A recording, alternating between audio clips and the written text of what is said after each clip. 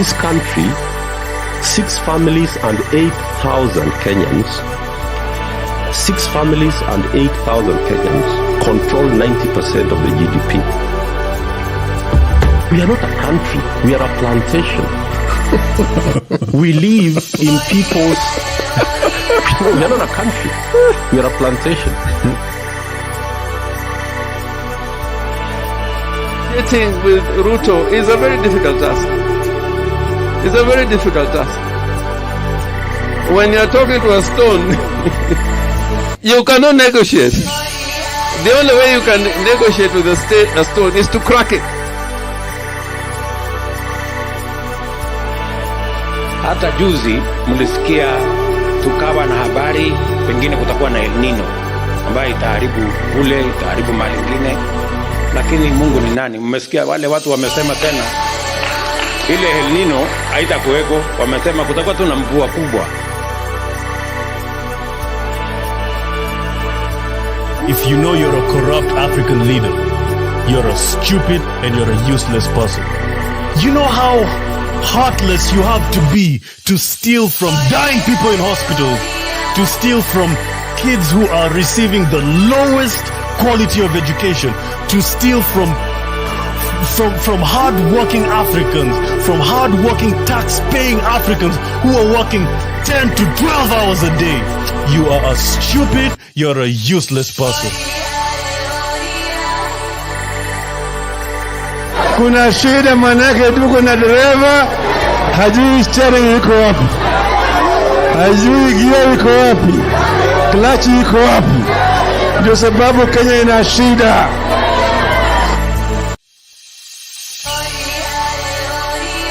Tunaingia vijijini, mijini na hata jijini kukuletea taarifa mchana kutwa. Usiku tunakaa kitako, tunadadavua tukichanganua taarifa na makala muhimu yanayokuhusu wewe na familia yako. Nasikia watu wanasema baba ametusaliti. Between baba kutusaliti na sisi kusaliti baba, nani amesaliti mwingine? Inapeangwa, it mostly goes to foreign ministries. So Baba is overqualified for that position. To build this railways for Africa. So now he's thinking about tumemkataa kama baba wetu. Unaweza kuwa kuna mtoto ulizaa, ukapatia nchi, ikuwe inamfanya vile inataka. Uhuru has been working very hard. Ruto akaenda huko na nguvu. Ruto was never invited in the inauguration. Ungana na Bernard Ngozi kwenye Open Forum Political Show kuanzia saa 4 usiku hadi dakika zake kila siku ya wiki kwenye Sound Candy Talk. Open Forum Political Discussion Show.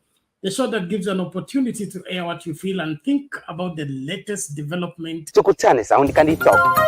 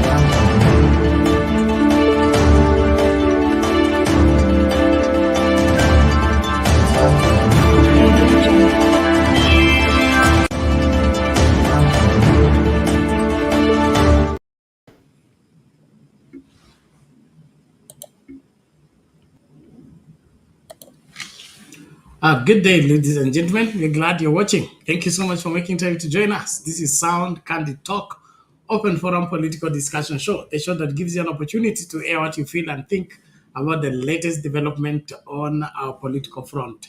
Well, a lot is taking place so fast within and without the country, and therefore each and every one of us must work hard to stay on the cutting edge in making sense of what's going on, and then, of course, taking a right position in order for you to be a solution to the problems around us. Well, William Ruto is up again in defending the deployment of 1,000 Kenyan police officers to go and set Haiti in order.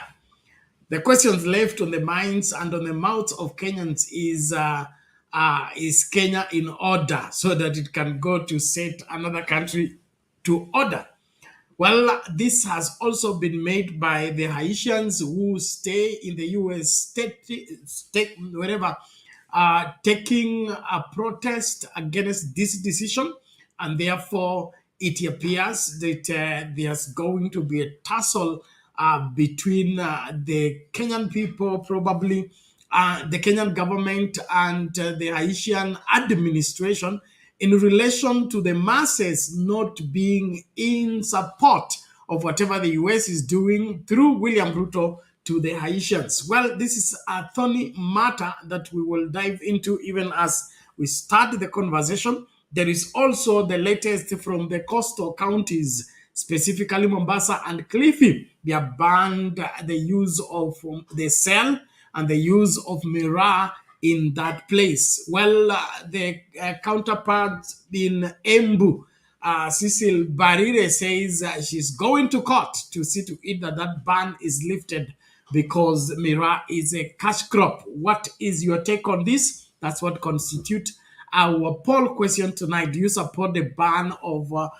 the sale of Muguka or Mira in Mombasa and Cliffy? Let's dive into this. Let's give it the sense it requires so that we can all be on the same page. I appreciate everybody. Here is the link for those who want to join the discussion. Click on the link, allow StreamYard to configure for you the camera as well as the audio and be in this space so that we can get talking. A lot is happening so fast, therefore we need to work hard. By the way, the state dinner has taken place and William Ruto is treated dining and wining with the kings. So what is your take on the same?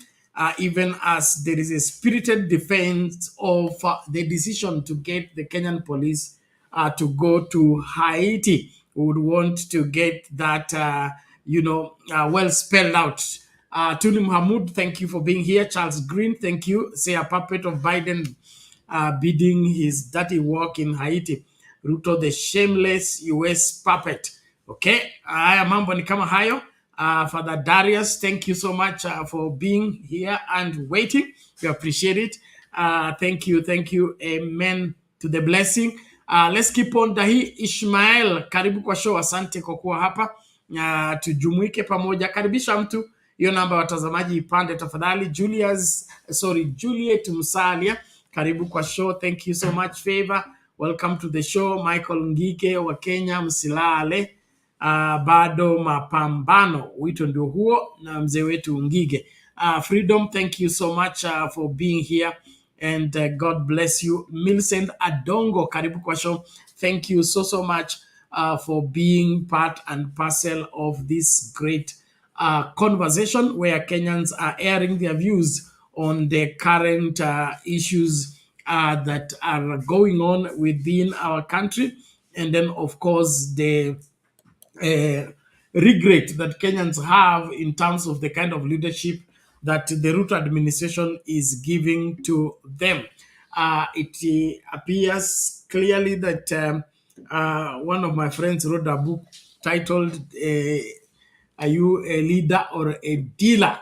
And then, of course, with William Ruto, it's becoming clearer with every passing day that they are not really leaders. They are actually dealers. Where there is a deal, they cannot jump over that. They cannot resist it.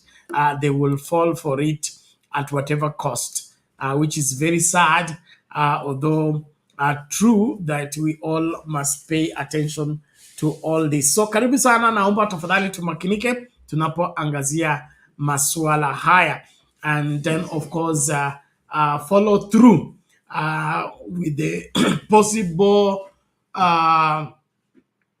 possible decision and possible action that can help save the day in all matters. This Muguka manenos ningependa pia kuyaelewa vizuri, kwa hivyo haswa wale watu mko Kilifi, Mombasa, ningependa muje tuambie ni kipi kinachoendelea and what is the issue about the sale of miraa in these places, the effects thereof, and why the ban should be upheld or the ban should be lifted.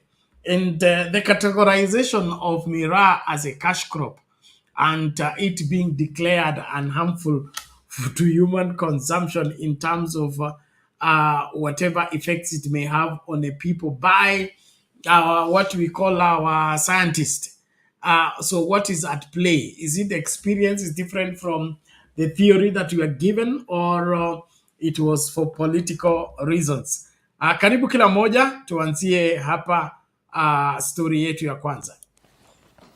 And President William Ruto has affirmed that Kenya will lead the multinational police mission in Haiti despite legal challenges and insecurity at home occasioned by rising insecurity in North Rift counties. Speaking during a state visit in Washington, the head of state said Nairobi's commitment to the Haiti cause is driven by instability in the Caribbean country and the determination to restore democracy and justice in Port-au-Prince. However, questions abound over the timing and reason for the deployment of the National Police Service to Haiti, as Ayub Abdikadir reports from the White House.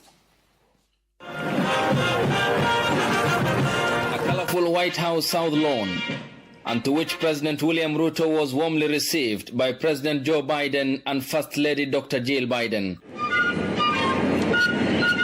A state visit that had one major overwhelming priority: the mission to Haiti. And both presidents read from a similar hymn sheet on a subject matter America, a superpower, has failed to solve, and a puzzle Kenya has committed to resolve. I want to thank you, Mr. President, Kenya's leadership for multinational security support mission in Haiti.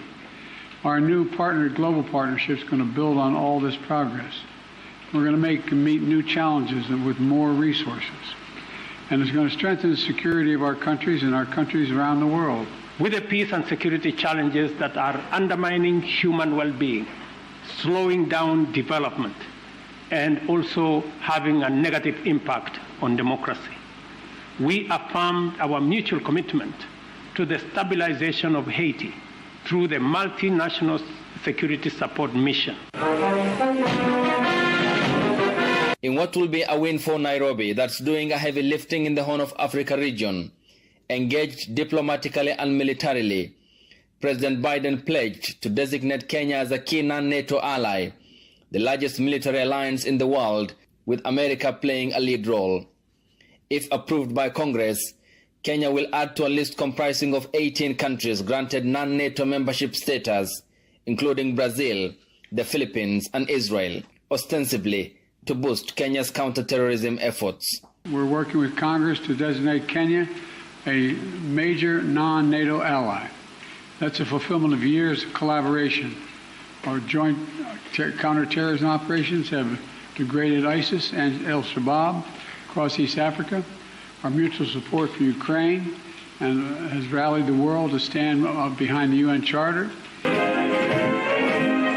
Kenya, seen by the West as an oasis in the midst of a region characterized by instability, conflict, and autocracy, has taken a task that will involve the National Police Service, despite a growing need to restore stability in counties gazetted by the government as dangerous and disturbed. 12,000 kilometers away from Nairobi, when schools in the counties of Baringo, West Pokot, and Turkana have not yet opened because of the banditry problem, yet you are committing our national police force to Haiti.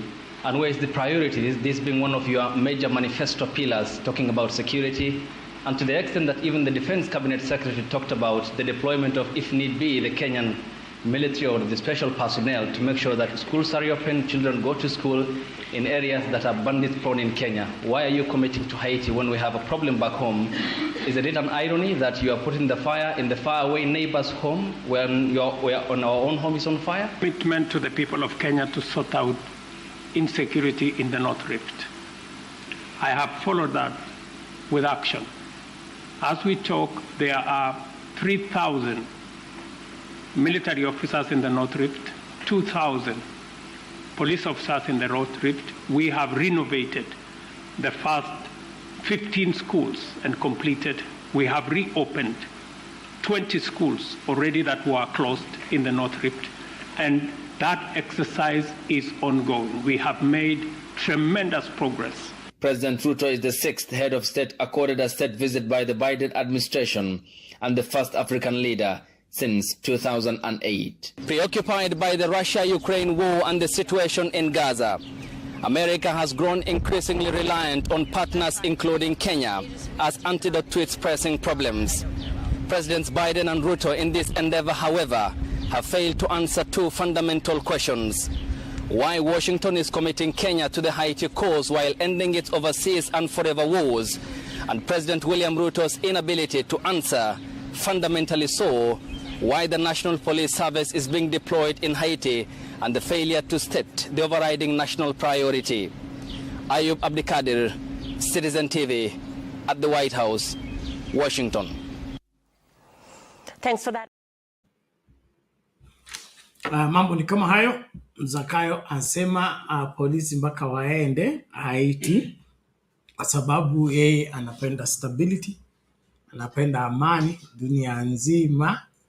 Kwa hivyo amekubali kupeleka Wakenya Haiti. We maoni yako ni yepi? Na kukaribisha tafadhali. Ingia show tukasemezane katika masuala haya ambayo ni muhimu kwa kila mmoja wetu. It appears William Ruto is keen in taking care of non-Kenyans.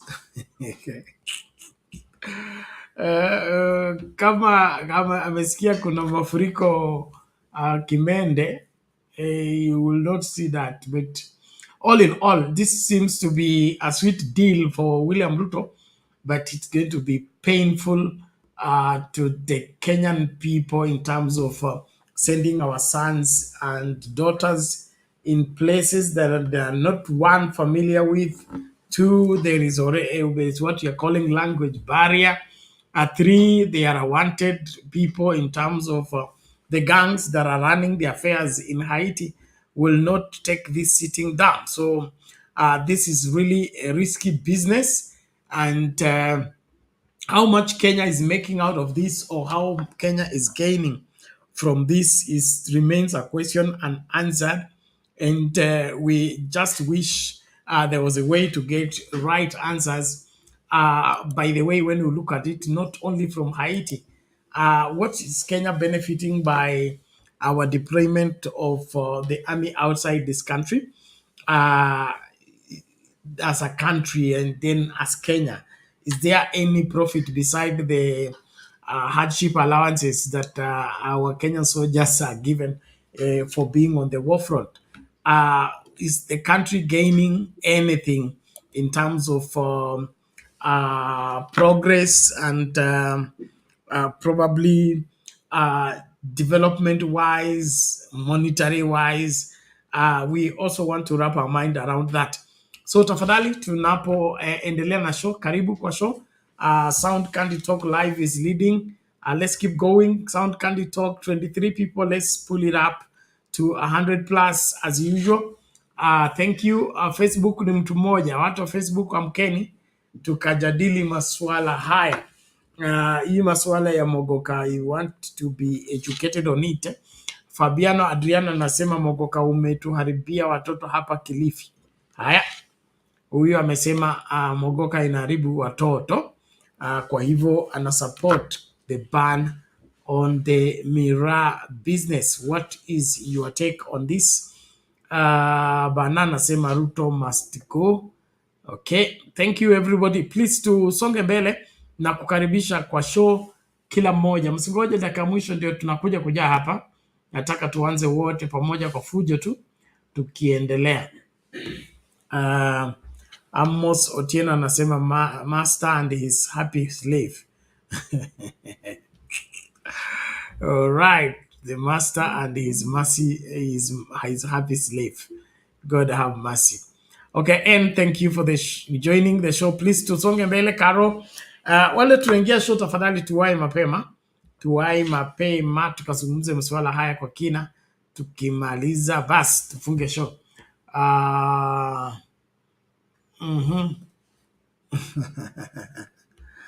Okay. Sawa. Naomba tumakinike tafadhali. Let's keep going. Karibu kwa show. Link ya kutumia wacha nikupe tena. Wale mnaingia show na wasubiri papa hapa.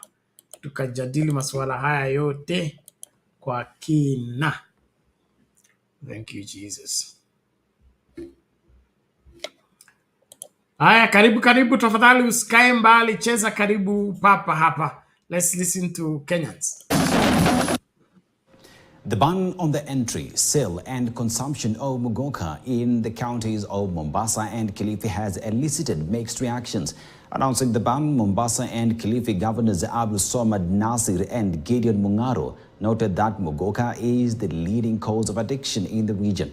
Although leaders across Coast region want the plant to be banned in all the 6 counties, users and traders say they are wrongly targeted.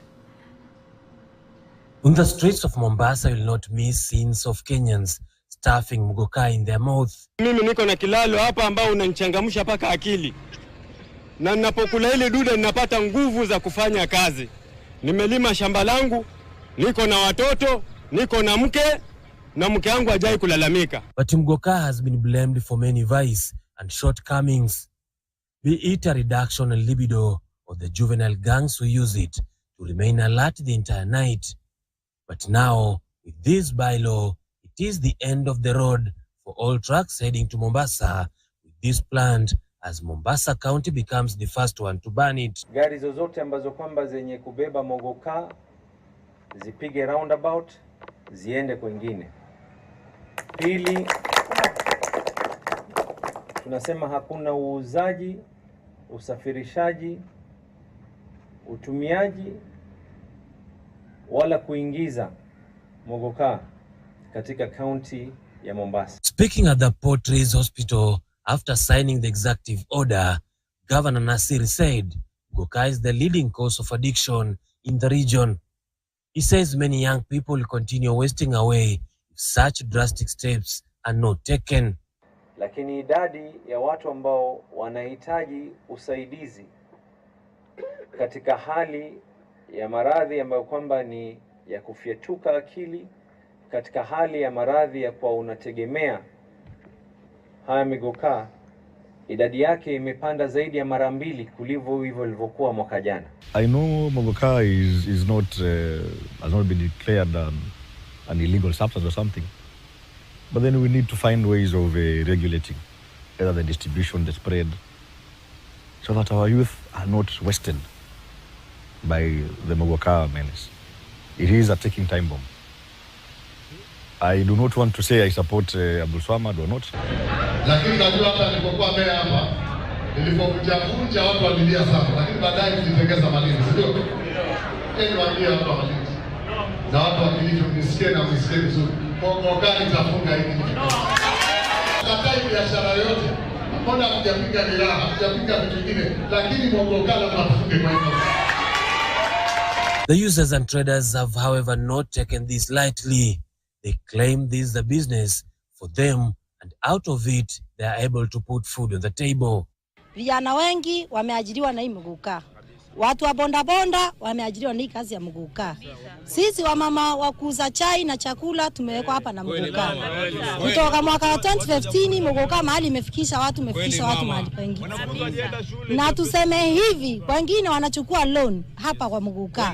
Wanalipia watoto school fee na loan hapa hapa. Shida yako yote. Wanachukua silog pesa silog wanasomesha watoto naye.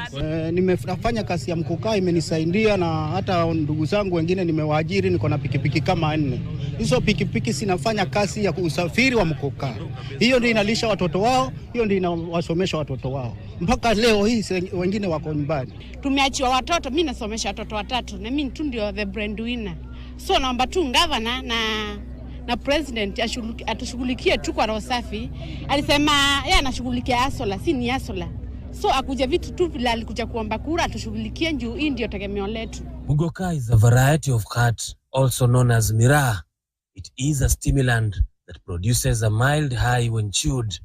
The crop is fast growing and does well in the semi-arid lowlands of Embu County, making it less vulnerable to erratic weather conditions. Farmers with a lot of land used to grow Muguka. For them, it is a cash crop. Tobias Shanji, KT News, Mombasa County. And a swift reaction to Kibali. Well, welcome back. That is the latest in terms of what's going on with the Muguka business in the coastal region. The coastal leaders are saying it should be banned because it's the leading cause of addiction among the youth and the people who consume Muguka. But Javia's Muguka is a huge business. It has attached wherever other businesses along. And so people are complaining by the decision taken by the Mombasa governor and the Kilifi governor. But from that story, we can also get that the rest of the coastal counties are asking for the same. And so even as Mbarire prepares to go to court to challenge the decision, let's listen to the ordinary wananchi. What are they saying? What are the provision in terms of advantages advantages gained by this business or the disadvantages? And then from there we can decide. Asante sana, I'm happy nimeona Mr. Wangira is here. Mr. Wangira, how are you? I'm fine. How are you? I'm okay. Thank you, sir. Aya, karibu.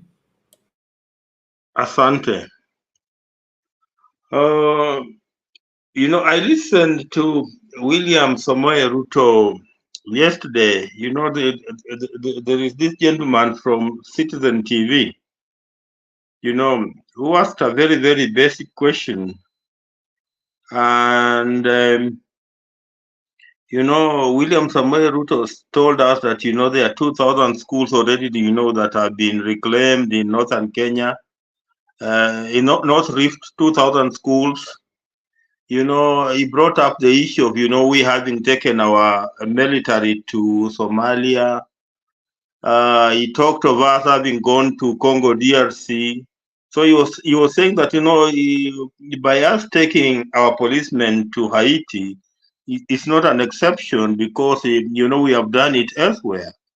That's what I understood him to say. But, looking at, the promises that are coming out of the United States of America, they are they are so glittering, Bernard, that it could be the reason why, William Samoei Ruto, at whatever cost, won't mind having our men go to Haiti because he has been promised a lot.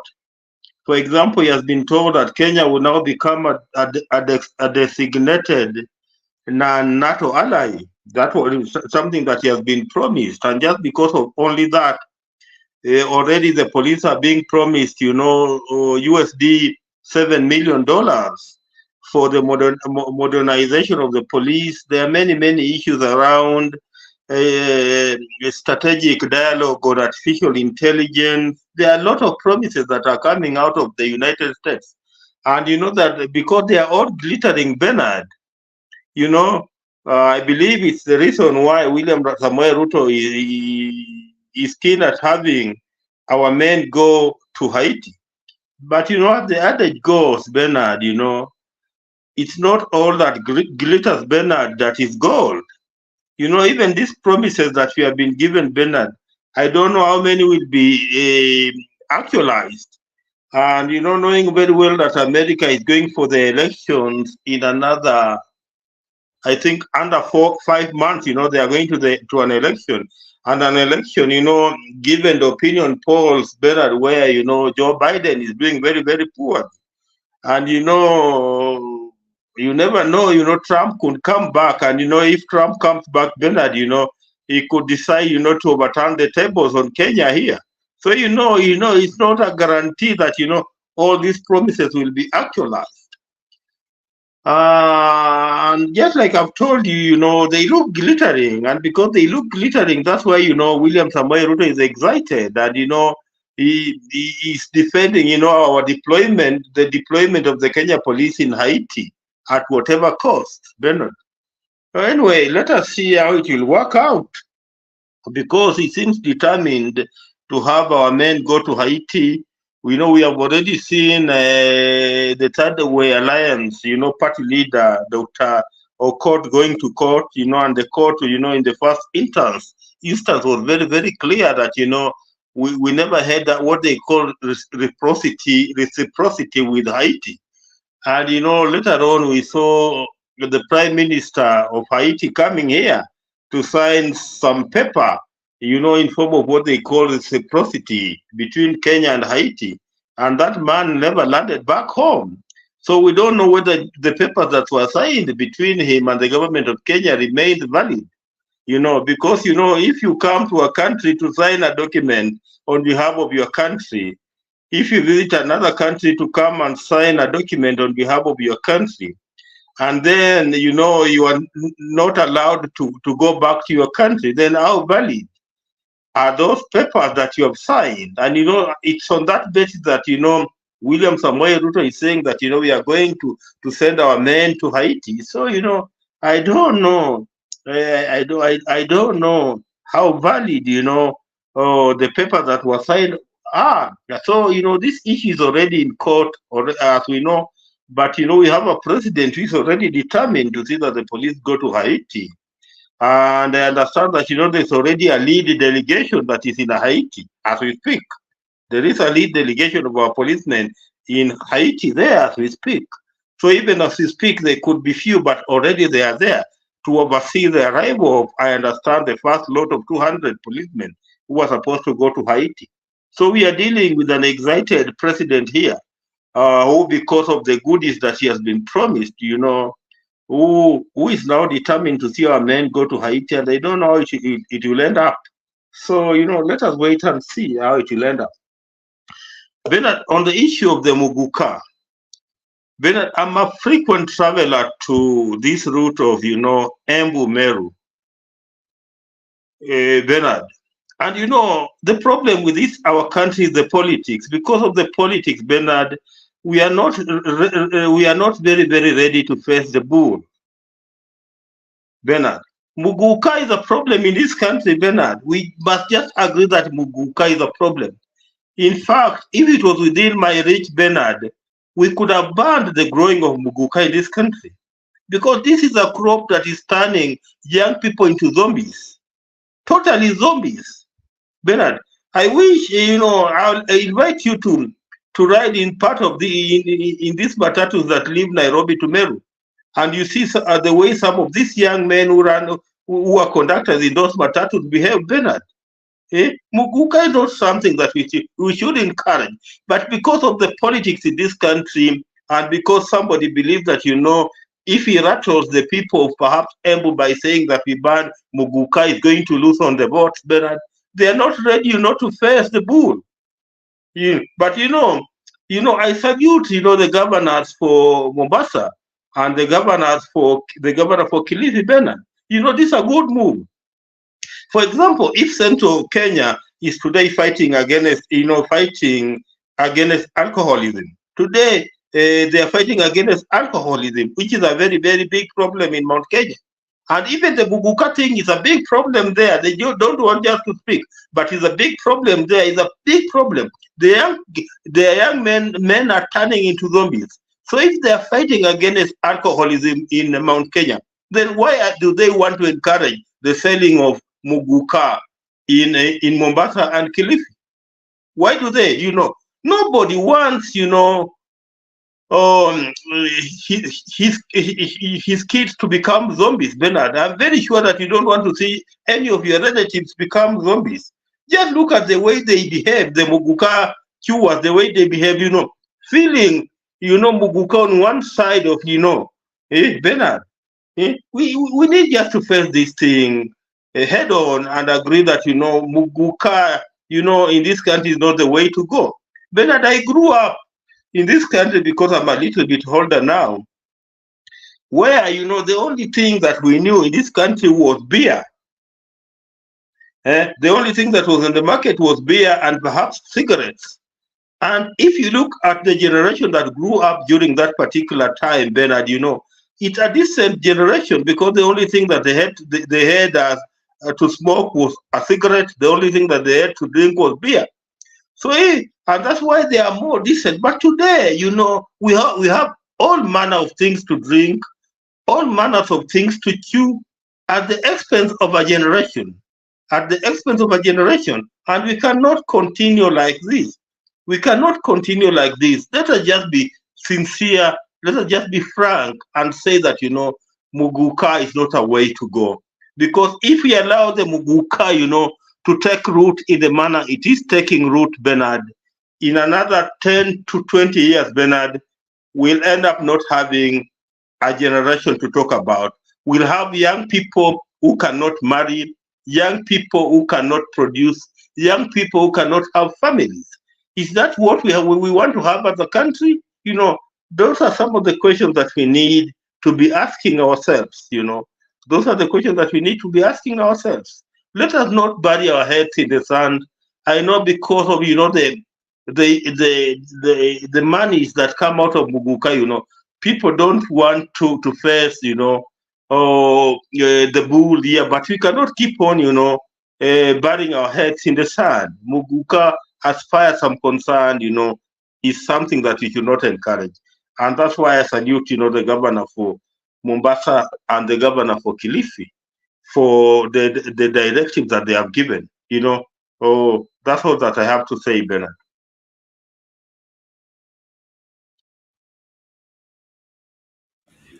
Okay, thank you, Mr. Wangira. Interesting and important information there. You say our main problem is politics. This country breathes in or politics breathes out of politics, and we can make politics out of almost anything. I think it's about time Kenyans we ventilated on these matters head on in terms of tukubali kama tumekosea na tukubali kama hii tunayo insist ni ya faida na kwa kina nani. As usual, I will cite my traditional way of looking at things. These things are not new. Using drugs or using alcohol or things like that are not new to our African setting. But in the past, we had responsible drinking and responsible smoking whatever you smoked. Kulikuwa na kazi ambayo ama vitu ambavyo vilikuwa vinatumika kwa wazee peke yake, na wazee walikuwa makini kuhakikisha kwamba hii vitu za wazee hazipeani kwa watoto. We seem to have gotten that mixed up at this point in time where everybody has access to anything without them qualifying for it. And so as a society, I think we need to review on and revert back to those values and those standards that even you would be sent to go and bring alcohol, but you are banned from partaking in the same simply because when ni mtoto ama you are youthful, you are not of age to do that.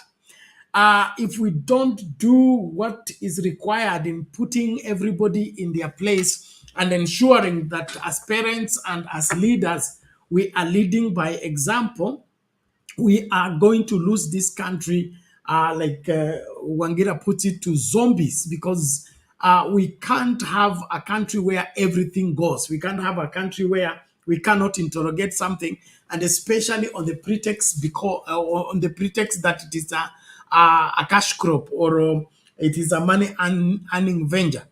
If we will not step up to save our generation and generations yet unborn, we are failing the coming generations. We are failing the future generations. So as a country, we should call ourselves to order. Beside getting whatever a raw deal from our political leadership, as a people, we should just channel the way forward to see to it that we do what is required.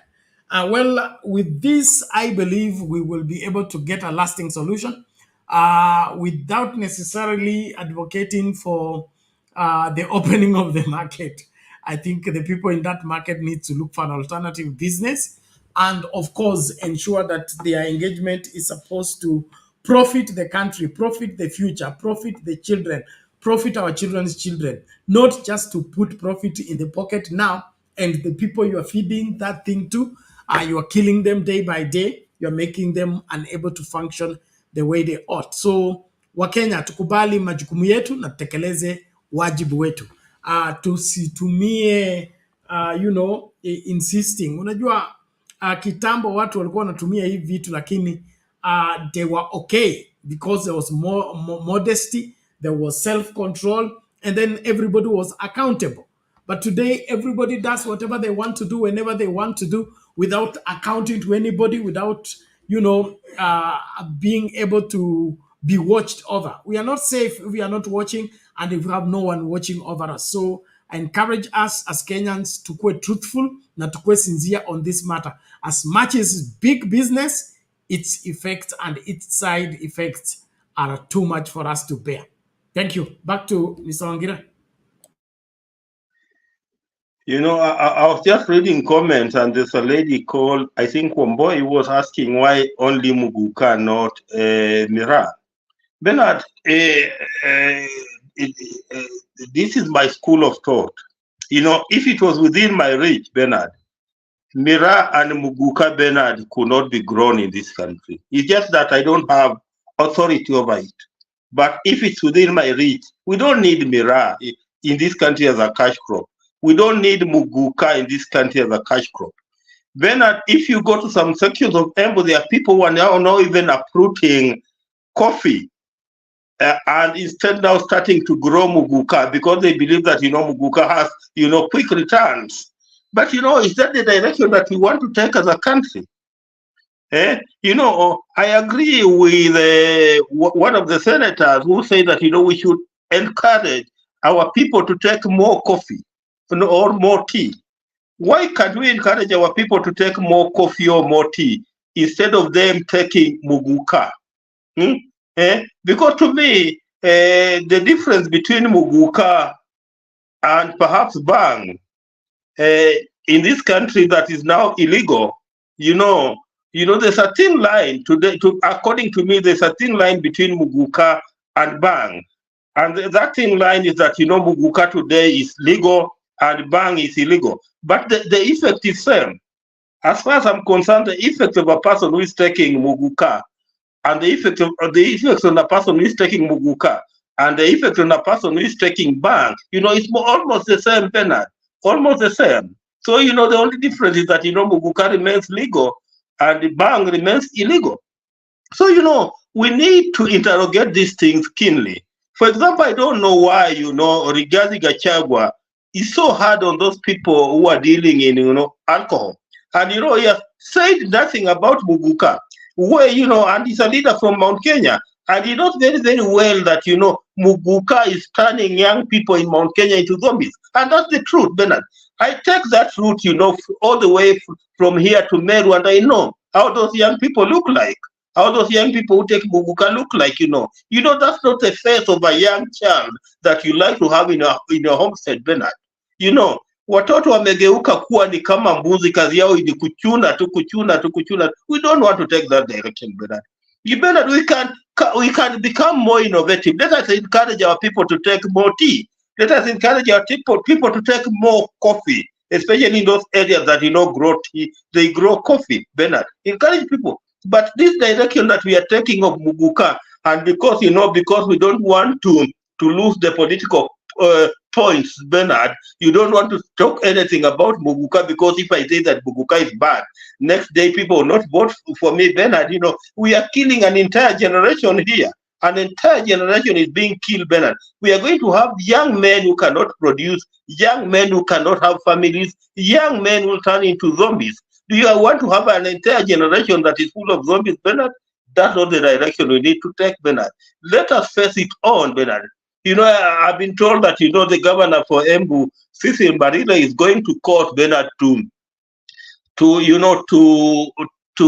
contest, the executive orders by, the governors for Kilifi and the governors for Mombasa. That's his constitutional right, true. But, these things are beyond just going to court. It's about an entire generation, Bernard. I'm talking about an entire generation. And remember, we don't have we are not like our fathers who used to have 15 kids, 10 kids. Majority of our households, are one child, 2 kids, 3 kids, Bernard. Imagine you have 3 kids and, they get lost into Muguka, Bernard. How will you feel, Bernard? How will you feel when you only have perhaps 1 son and he gets lost in Muguka? How will you feel? It's not like this generation where a father used to have like 7 sons, whereby if you lose one of the sons in Changa, you don't feel much. Today is only 1 son or 2 sons, Bernard. And that's why we need to be very protective about our families. Let me just leave it at that, Asante. Okay, thank you very much, Mr. Wangira. It's important that we discuss this openly and call a spade a spade. If something is disastrous and it has, what we call dire consequences to generations, I think it needs to be given required attention, not just monitoring. It is dangerous that this generation seem to be looking at everything from the monetary point of view, other than the safety and the security of our livelihood. And so, as a people, I believe the earlier we begin to look in this keenly and, seek alternatives, and then, of course, find out how to occupy these people differently, the better. We play bad politics when we place lives in danger because of being politically correct. And so Mbarire, she's free to go to court. It's her constitutional right. But I don't think it's a constitutional right to force anybody to buy whatever that she is selling. And if that thing is destroying lives, I think it should be put to hold until we find a lasting solution to the whole scenario. But all in all, ladies and gentlemen, we appreciate you as we continue with the conversation. Tafadhali karibisha mtu makinika kulike video na kupiga kura yako ili ijulikane ni kipi ambacho unaamua kwa masuala haya. Mapolisi wanaenda Haiti. Ruto anasema wapende wasipende, ashapewa ya kwake. Labda anaona Wakenya wabaki wakiwa nini, wajipange ama wakubali kuwekwa nini kwa mnada, wawe mauzo ili ye afaidike. And so I think we need to review our approach towards leadership at all levels, this business of people doing politics at the expense of the people should be stopped by Kenyans, and Kenyans need not to sit back. When we were growing up, some of us, I told you that I went to school. My mother cooked changa, sold it, bought for us exercise books to make sure that we go to school. We grew up in homes where alcohol is prepared, but the alcohol consumers, as well as the people charged with that responsibility, were responsible enough to control and keep children from getting involved into alcoholism early in their ages. So probably you're growing Mira as commercial business. That's fine. But is there any control system on who has access to this, who is partaking in this? And after they partake, what is the outcome? How much profit are we getting? I saw one video the other day by this, I think, former Mongiki leader, claiming that there is a serious dire problem in central Kenya, that right now when you go to school, the people in upper primary, the school is congested. Upper primary, that is maybe standard 6 going up. the classes are too much, 80 children in a class, 70 children in a class. He said, but when you go to standard 1, standard 2, standard 3, you can hardly get 20 children in per class. So it means there is an entire whatever low rate of getting children in this part of the world, and that can be explained by all these things that we are advocating for. And so as much as we must be humane and ensure that we safeguard everybody, don't safeguard any business that is resulting into loss of lives and then, of course, destroying the future generations. We owe it to our future generations to take care of the future of this country and secure it into the right path. And so, politics aside, let's save lives. Saving life is more important. So I support the Mombasa governor and Kilifi governor on their decisions until an amicable solution is done, and that is control. Hiyo story ya nini bangi and other things, the Wajakoya stuff. If it is controlled, let it be controlled so that only eligible people are given access to the same. But if you can't control the system, don't allow it. Don't allow it, just ban it. You can even invoke your ignorance that you don't know the profit of it and you don't want to know. So just ban it the 7 way and have a stand. Into whatever your stand, whether you're supported or not, just be on the right side of history. All in all, thank you everybody. Thank you for inviting somebody to join in the conversation. Please usikae mbali, hakikisha kwamba upo hapa na tunajadili masuala haya. Kumbuka Ruto anasema mpaka wa askari wetu waende Haiti, hiyo ni lazima. Alafu governor wa Kilifi na wa Mombasa wamesema Mira Muguka, hapana biashara tena in those parts of the world. So where are you on this one? Let's hear from you. Thank you, everybody. Mr. Wangira, over to you. Thank you, Bernard. You know, I'm just reading a post on X by Miguna. Miguna is a very interesting post in regard to William Samoei Ruto's visit to the United States. And, you know, he's asking, you know, the same things you have been asking. You know, he's asking whether the government of the United States of America will honor and deliver on the promises being made to William Samoei Ruto after Joe Biden is defeated in the November 2024 presidential election. Then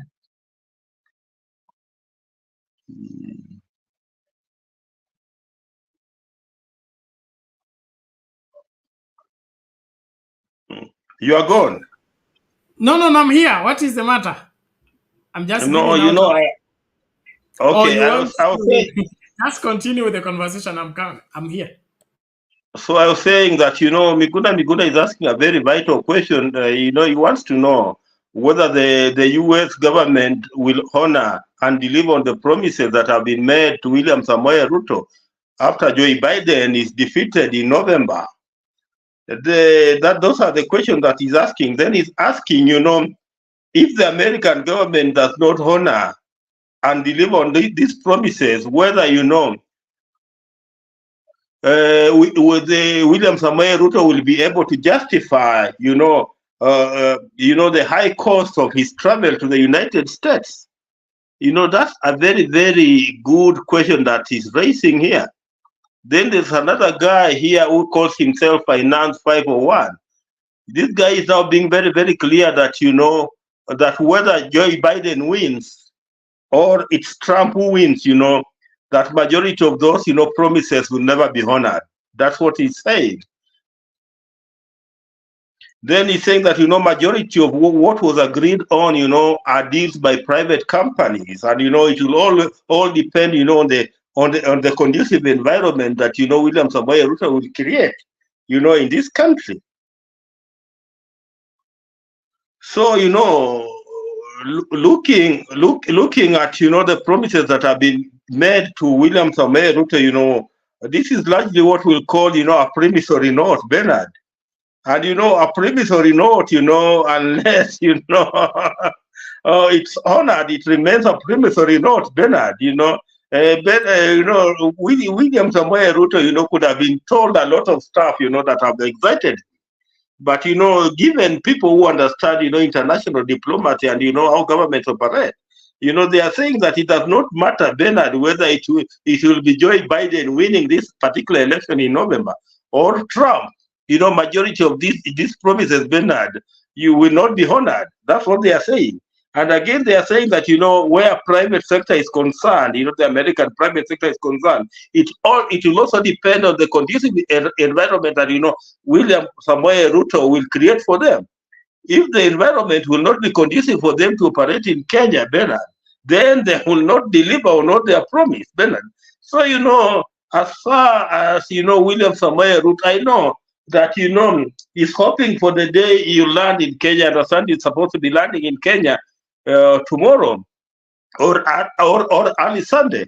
And, I know the type of, talk that will be around. You'll be telling the people of Kenya on how, he has netted a lot of things in the United States of America.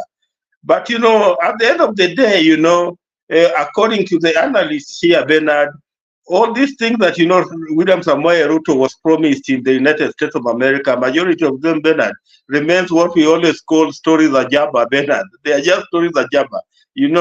The likelihood of them being honored and delivered, Bernard, is 50-50. That's all that I just wanted to say. Okay, thank you, Mr. Wangira. A very a good angle to look at it. Whether Biden makes it or not, even delivery of that is not guaranteed the way you are saying. It's 50-50. And of course, you can be promised anything as long as you are being courted. But the moment you say, I do, the doing become different. And so since it is U.S. interest to get the Kenyan soldiers to Haiti at the advantage, I think they will tell Ruto anything and promise Ruto anything. But when it comes to delivery, I don't think much is coming from the same. And then on the other hand, with our corruption as a culture, even whatever that comes in will still be lost to corruption. And so I don't see any impact whatsoever from this other than the digging deeper into the hole by the Kenyan people by reason of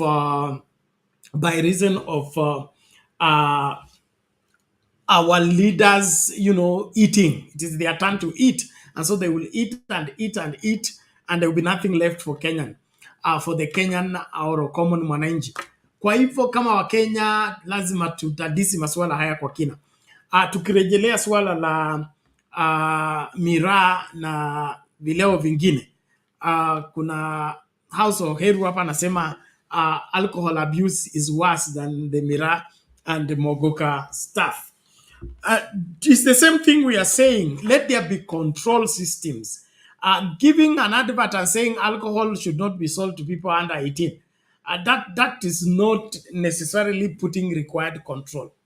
In the way we bring up our children, in our home, our engagement, need to have those control systems. We are relaxing the aspect of securing the future by raising our children right so much. We must get back to being strict in ensuring that the values are instilled in the children, that no matter where they are, they will not partake into the alcohol abuse or any substance abuse. But if we neglect the upbringing of our next generation and let it be loose so that anything goes, then we will lose greatly eventually. Kuna msemo wa Kiswahili unasema ukicha mwana kulia mwisho utalia wewe. Okay, you push your child to cry and you say, I don't care, I am through with my life. Eventually you will cry when that child can no longer be controlled, when that child has been gunned down, or when that child is sentenced to life imprisonment. Let's not joke around with how we are raising the future generation. Let our parents go back to being really parents. And being parents mean, like they say, a child belongs to the whole village. Let's not ignore because he's not my son, he's not my daughter, he's not my community. Let's just take charge. Let's ensure that we don't allow the vices within us that will mess the future generations. Those you're saying are not your sons will end up being your sons-in-laws. Those who are saying that you don't care about other communities, we are a global village. Everyone will affect us. Their decision and their actions will affect us in one way or another. And so let's not joke around with how well we are securing the future generations and how much control is within what we are availing for the younger people. Don't indulge into substance abuse. Don't indulge into alcoholism or any other thing as a young person. This country needs you. The church needs you. Every other person needs you. The future doesn't look good without you. So don't exempt yourself from a great future that we both have by insisting on taking part in what is unacceptable. Mr. Ongira?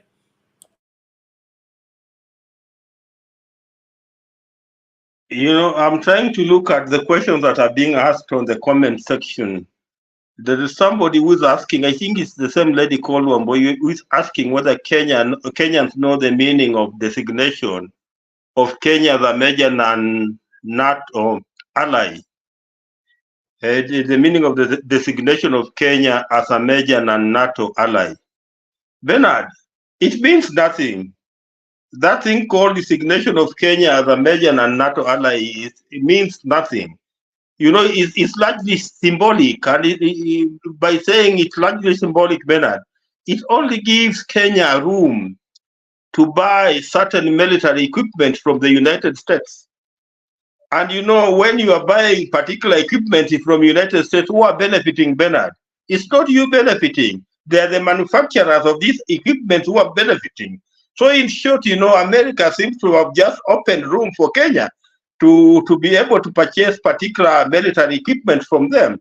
And at the end of the day, you know, the dollar will be going back to America, Bernard. So the beneficiary at the end of the day will not be Kenya. The beneficiary here will be the United States of America. You know, I just looked at that question and I just wanted to answer it that. Okay, thank you, Mr. Wangira. I can see Smith hapa na ya kwake. Stone anasema Muguka as a cash crop nearly about 9 billion is generated annually by the crop in the country as compared to 1 billion by coffee. So we should go for the money, forget everything else. Smith, is that what you're saying?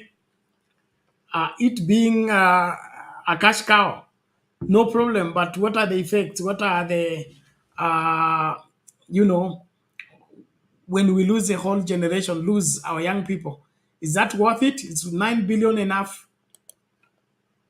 Yes, Wangira. You know, I just want to ask to answer Smith. You know, he's talking about 9 billion that, you know, is what is, you know, gotten from, you know, the sale of Muguka. You know, I don't know even the source of his data where, you know, he derived the 9 billion shillings from. But, you know, let us work with the 9 billion because it's what he has given us. Bernard, but, you know, he's not telling us how much, you know, we spend in trying to rehabilitate young people, Bernard, who have been consumed by Muguka. He's not telling us, you know, rehabilitating Bernard one person. You know, I was looking at the story of this gentleman called Kimani Mbugua Bernard to make him now return to what he was, you know. Bernard, it will. Hello? Were you saying something?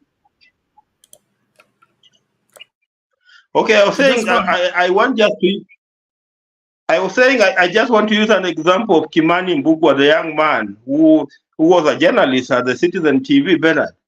To make him now return to his former feet, Bernard, it will cost over 1 million shillings, Bernard. And this is just a single person. And we are talking of many, many young people who have been consumed by Muguka. How do we rehabilitate them back, Bernard? And how much is it likely to cost to rehabilitate them back? So, you know, don't look just at the one side of the coin. Try and look at the other side of the coin also, Mr. Smith. You know, Muguka, you know, is not the way to go. Go to Embu, especially Embu County, and see how we have many, many young people there who are zombies, Bernard. And when I talk about zombie, I mean zombies, Bernard. You know, to them, you know, from morning to evening, what matters is Muguka, nothing else. And that's not the generation we want to bring up. Just because you think that what we are getting from Muguka in the 9 billion shillings. We can do without the 9 billion shillings and bring up an upright young society, Bernard.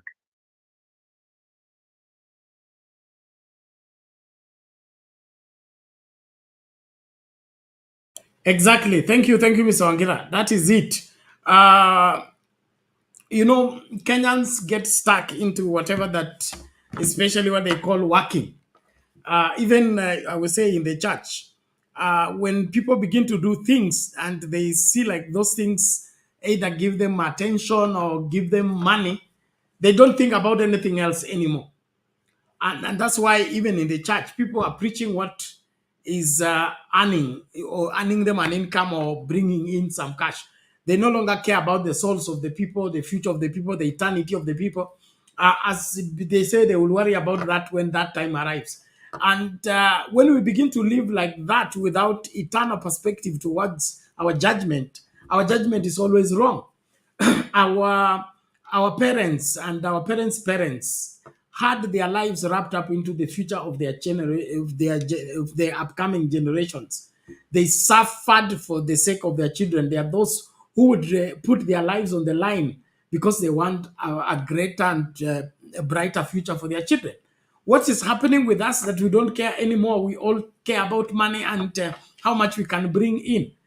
It doesn't matter how much you are bringing in if we are losing those people who are supposed to be heirs of what you are building, then you are mistaken. You are lost. It doesn't work that way. And so even our politics around this economic activity needs to be reviewed. And what I know is that alternatives are there. We can grow miraa on commercial basis in a controlled way and ensure that the children don't get spoiled along the way. Controlled environment. I think miraa doesn't need much. In fact, it is easier to keep miraa running than coffee and the rest. But let it be controlled, especially the mature people. Control your environment. Don't watch things going bad and you do nothing, you say nothing because you don't want to be questioned or you don't want to be seen as you are a spoiler. We must, as a people, take responsibility. The future of this country depends on the decisions we make, on the kind of children we raise, on the kind of society we build.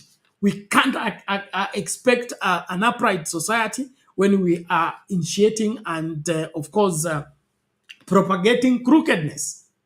So let's value life. Let's value life, because when you're selling those substances and spoiling the future of these children, don't you have a conscience? What kind of account are you going to give that parents will be crying that you're the one who caused their children to become useless, and now when the parents are old, they need to be supported by their children. Their children look miserable and unable to take care of their parents. That ought not to be the case. So let's put money aside and look at this keenly. And it's the same money, I would call it money motivation, that is making William Ruto to make this kind of mistakes. We played a video that said some of the West African countries were approached by the US to give their soldiers to go to Haiti. They all turned it down. Countries like Ghana, they turned the offer down, Nigeria and all that. Then you, who is desperate, who wants to make money by hook or crook, you want to go and sacrifice Kenyans because you've been paid. That is irresponsible. That's not leadership. That is, quite, it's a form of genocide. If we could kind of use that kind of word carefully. We need to value life. We need to protect life. We need to uphold life. And that goes to all people in all sectors, be it political, be it business. Nowadays, you see business people selling things that have expired. You go to a drug store or a chemist, you find the drugs have expired, or they change the packets on expired drugs just to continue making money. We must change the way we look at life. Selling people things that have expired because you want to make an extra shilling. You are destroying lives. You are destroying the future. And I really want us to be people that are pro-life, and pro-life means life at all levels, not just at birth. Thank you. As we continue to engage, ladies and gentlemen, don't go far. Although our time is gone, if you are coming to the studio, please do in good time. Let's look at this video. The Asia, wherever the Haitians in America protesting against Ruto and his decision. Now let's cross borders to the United States, and Haitians living in America say they do not want a Kenyan occupation in their country. The protests come in the backdrop of the US and Kenya committing to send 1,000 police officers to the gang-run country that has been riddled with political instability despite gaining independence more than 200 years ago.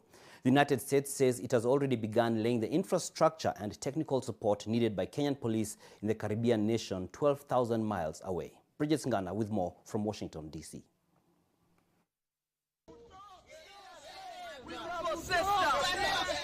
Outside the Kenyan High Commission in Washington, these Haitians living in America marched to call out President William Ruto for agreeing to lead a multinational security support sponsored by the United States in efforts to restore peace in the volatile Caribbean nation. You know Ruto is a slave, right? Yeah. He's a slave.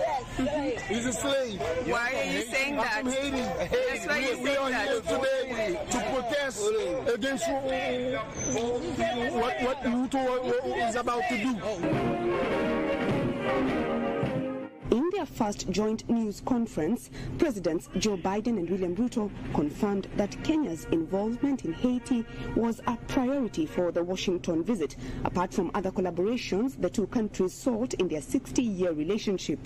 We've committed to provide the wherewithal, the intelligence and equipment and the like to Haiti, and so it's a logical thing. And you have a first-rate capability, and you keep your word.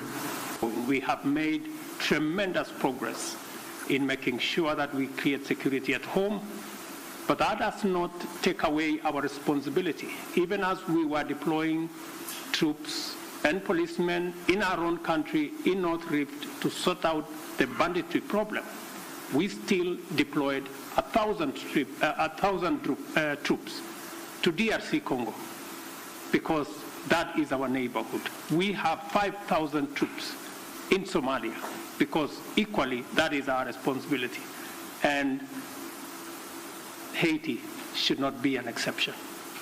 Both presidents were not definitive on the exact terms of the contract and why America, a closer neighbor to Haiti, chose to outsource security officers more than 19,000 kilometers away. Haiti is in an area of the Caribbean that is very volatile. There's a lot going on in this hemisphere, and we're in a situation where we want to do all we can without us looking like America once again is stepping over and deciding this is what must be done. It's the backing from the White House that seems to be egging on President William Ruto in his commitment of having Kenyan police officers enter into Haiti. However, the feeling this side of the Americas, especially from residents from Haiti living here in America, is that Kenya should concentrate on its internal security concerns before committing to such an international assignment. Bridget Ngana, NTV at the White House.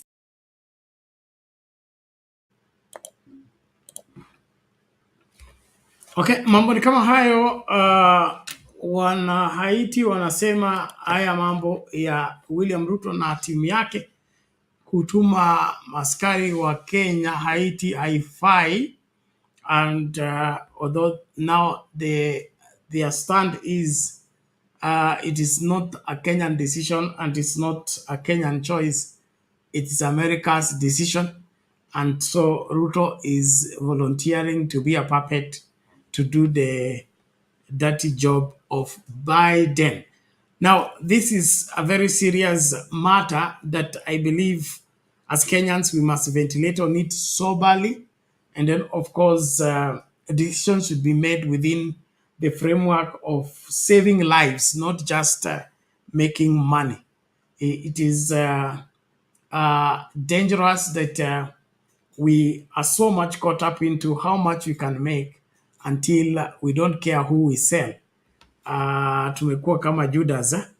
If we can be given 30 pieces of silver, we will forget about our lifelong relationships and people that have stood by us for long at the convenience of trying to be wherever, play into the eyes of our masters, who, in my opinion, cares less about our well-being. Well, let's keep going as we engage, ladies and gentlemen. Tuendelee kukaribishana na wale mnaingia studio, tafadhali njooni. Masaa ndio hayo, dakika 5 kufika saa 8 asubuhi masaa ya Afrika Mashariki, na kuomba tafadhali usicheze mbali. Wakereketo wangu kina PK Julia, mchezea karibu, lazima tupate mbivu na mbichi ya mambo haya yote. Aya, bwana Empire, are you there? Shalom. How are you? I'm okay. Give your views on these matters. Okay, so I think the main issue I have with this deployment to Haiti is that it's not legal. The matter is still being protested in the higher courts. And of course, it was actually, that I think is the issue that I see with the government right now is if you just do something like this and you force it onto the Kenyan people, when actually we have a legal system and it's not being adhered to, then I can actually see the point whereby people are claiming that this has the hands of the Americans and the empire, kind of their own agendas kind of coming up above us. So I think, unfortunately, this can go down into more of a dangerous term if we're not respecting the Kenyan law. At the end of the day, the law has to have some meaning. Otherwise, we are not far back from Moi or Idi Amin days. Okay, no, but the current administration seems to be employing what we call reverse engineering, whereby if the law is not there, they will create that law. If the law forbids it, they will revise the law so that they can continue doing what they want to do. Yeah, but this is... go ahead. And so if that is the case, then even citing the law to the William Ruto administration, in kuchezea mbuzi gita. Yeah, but this is a little bit different. In the 2010 revision of the Kenyan Constitution, it allows us to deploy military into other countries, in line with the Geneva Conference. That's why we have soldiers in Somalia and other, we had soldiers also in DRC, because these are our near regional partners within the East African community, for example, with DRC. Even Somalia is now part of them. So that made sense to send our military, which is constitutional, because there's fighting actual real threat that can also come to us. However, when we're deployment of police officers, it's completely unconstitutional. So that is, for me, the aspect which, when we start playing these games, it's going to lead us down a path whereby we're no longer respecting, simple things. What's the point of a high court or Supreme Court if we are breaking the constitutional laws, right? And we know why we can't send the military, because it will look like an invasion. So, this is to me, this is the one part of this whole situation which has to be rectified. Unfortunately, I don't know if it's going to be rectified, because the soldiers are already being deployed. I have my own personal feelings about the soldiers being deployed, but my personal feelings should not go against the law, because the moment you start having a law that's non-consistent, you can't even rely on what you're building. You don't know, if the next day the wind is going to blow the house, or the next day the wind is safe. It's just going to be chaos. So for me, I would definitely want to hold the government liable for this. If something especially bad happens to our men and women, this will not sit well for the government at all. So, thank you. Naomba tafadhali tumakinike tunapoendelea na kipindi. Karibisha mtu, usitazame kipindi peke yako. Acha tuangalie Wakenya wanasema nini kwa masuala haya, as we check on the poll question and how you have voted so far. On Sound Candy Talk Live, we have 22 likes on the video. Thank you for liking the video. And then, of course, the question we're asking is, do you support the ban of Muguka sale in the coastal counties? Do you support it? We have 44 people have cast their vote, and 68% say yes, they support, 32% they say no. This one looks like it's going to tie up the opinions there. Let's see on this other channel and how well we have voted. And please, we encourage you, if you're not a subscriber to the channel, please subscribe. If you're not yet a member, join as a member. It's good, and it is one way of supporting us and keeping us on air right here. Well, so far, let me get the verdict on Sound Candy Talk, how you have voted. Where is this? Okay. The same question. Do you support the ban of Muguka sale in Kilifi and Mombasa, the coastal counties? Okay. It's almost similar. 51 people have cast their vote. 51 people have cast their vote. Only 20 something. 21 have liked the video. Please like the video on the main channel. Okay. The verdict is 65 say yes. 65% say yes. 35% say no. So it appears there is this 30% who think mirror business is good. Let it continue without being interfered with. While the majority, 60+% say no. I mean, they support the ban and they don't want that to be part of what constitute our society. And so as we talk, the matter arising about us as a people and our involvement with outside forces, I've been asking the question, what comes to the country beside prestige and looking like we are generous and philanthropic in terms of deploying our human resource to the rest of the world? Are we compensated as a country? Is there anything coming to the country in terms of our being involved in all this?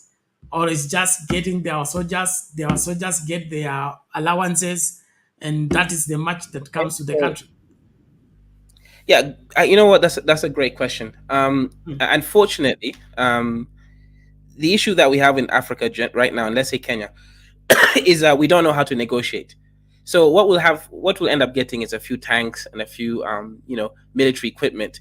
But what will not happen, and I can guarantee you this, is an exchange of technology. So technological exchange will not happen. The Americans are not going to set up labs and then kind of transfer some of the technologies of manufacturing some of these equipment. That's not going to happen. What we know is not also going to happen is the Americans actually supporting the semiconducting school that Kenya tried to open up. It's not going to support that. So I think, honestly, if Kenya or President Ruto sees us as a unique case whereby we're going to be big boys for Africa or East Africa, we need to actually negotiate for a deal that makes sense. Something that after 15 years we'll say, okay, that made sense. We now actually have a semiconducting company where we can at least make the chips for basic phones. Something that can allow us to reach that next level. Getting trinkets, right? Unfortunately, what I see here, and again, I'm not. I want to make it clear, I'm pro Ruto. However, what I'm seeing here is trinkets. Trinkets are small things that someone gives you just to kind of make you forget what what is actually at stake. America is benefiting from this. What America is doing is they're preventing Haiti from going down the communist pathway, like Cuba and Venezuela, and having a Russian influence.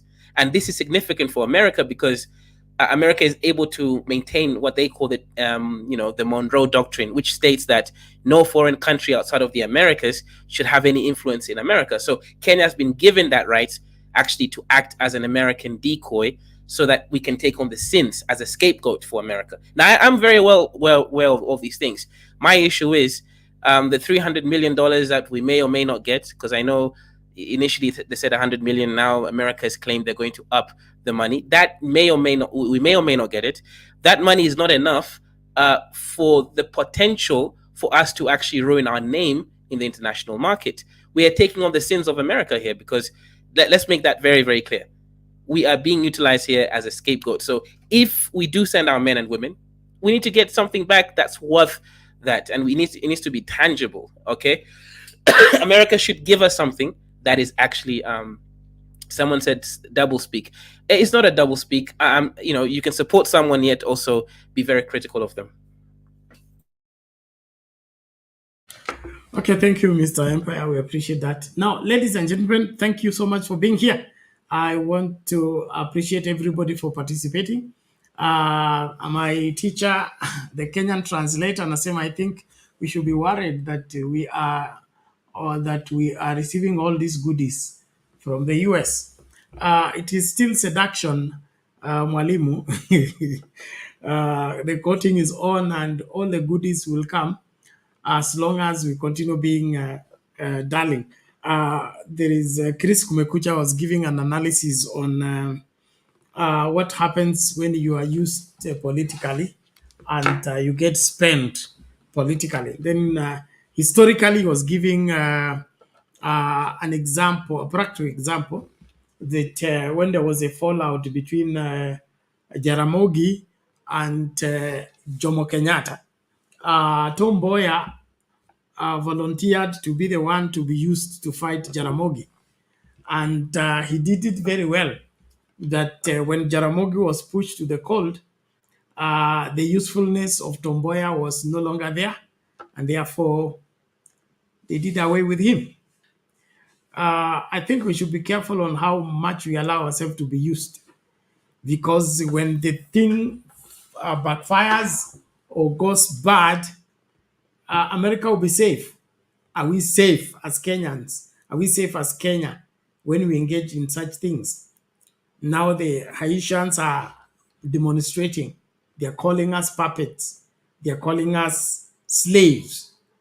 If that is the attitude, are we ready to live with that understanding? Are we ready to live with that kind of mistaken identity? I could if I use that word carefully. Is Kenya going to hold her head high anymore when we are obviously being called slaves and being called American puppets? I think we need to ensure that there's a better way to go about this. And when we begin to not to care that we are being viewed and being called names such as what we are being called, then we as a people have a problem. We should be able to name what our problem is and solve it. And if possible, ensure that nobody transacts in our name without our consent. Well, ladies and gentlemen, thank you so much for being here. Naomba tuanze kutamatisha. Kama mwingi studio, mimi Masango ndio hayo.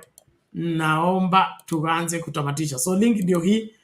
Roba, if you're able to get me, I think I sorted out the issue. I don't know who did what happened, but I think you can now access the studio if you can get me, Roba. Thank you so much. I have been able to locate where the issue arose and it is sorted. So if you're coming, njoo kwa studio. Julia, Mkenya Mkora, na nani, Stony PK, kama mko area tafadhali, naomba muwai. Yeah. So let's take a short break. When we come back, we look on another item. Na hapo tunaanza kufungasha. Asante sana. Makinika.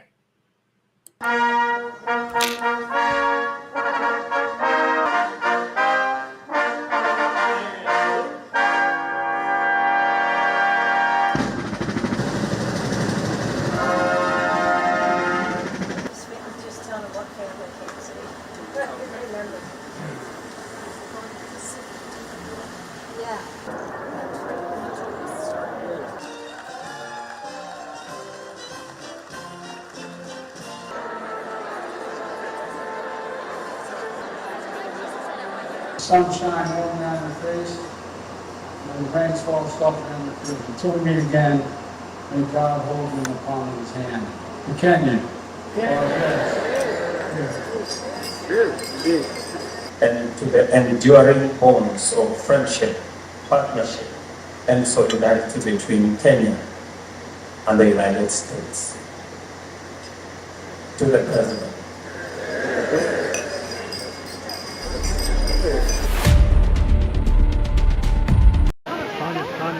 lot of excited reporters trying to get in one final question as we watch President Biden and Kenyan President William Ruto speaking following their meeting at the White House, marking 60 years of progress between the two democracies. President Biden, for his part, announced that he is working with Congress to make Kenya a, quote, major non-NATO ally. He also discussed deepening the economic ties between the two countries. Reporters always have more to ask, and that's always a good moment to try, at least. President Biden said he's looking to make Kenya the first nation on the African continent to get funding through his administration's CHIPS and Science Act. Kenya's President Ruto discussed agreements of significant opportunities for the U.S. to support Africa with other investments.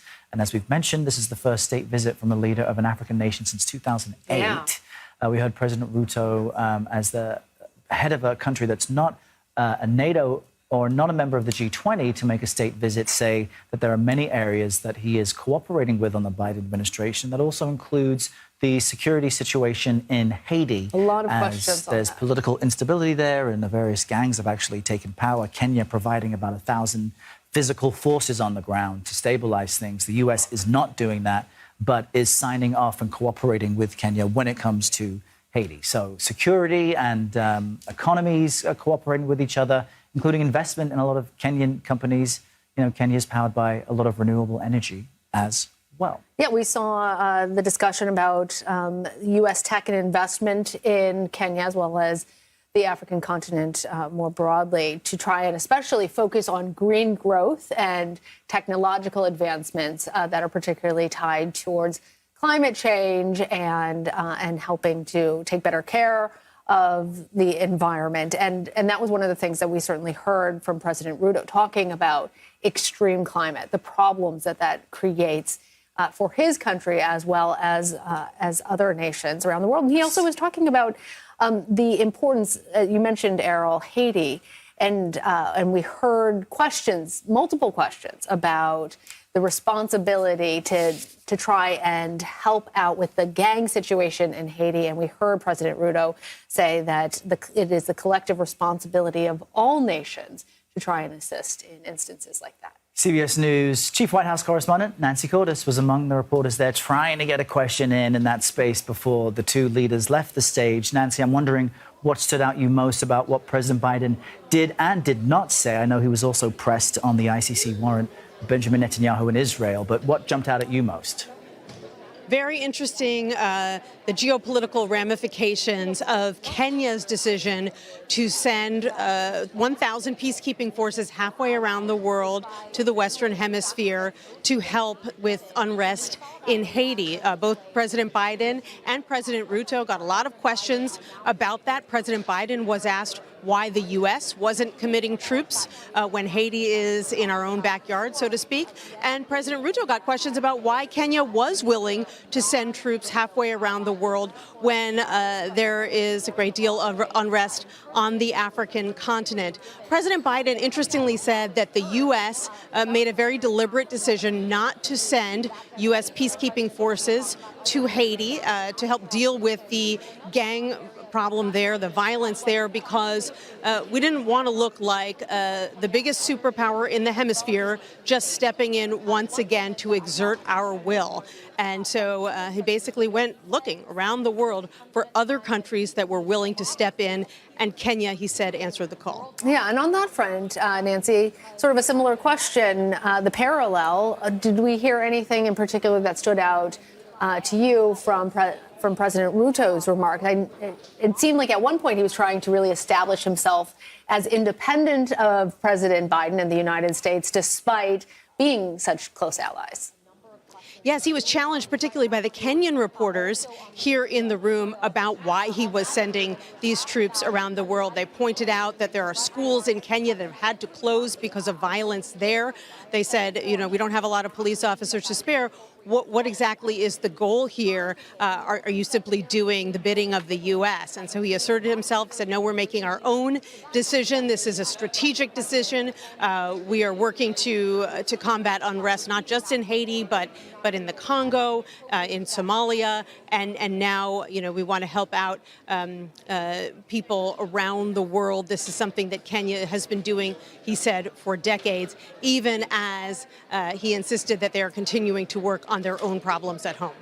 And of course, Nancy, this is part of a multi-day state visit. The two leaders met one-on-one today. They had this joint presser now. What else can we expect as this continues and wraps up by the end of the week?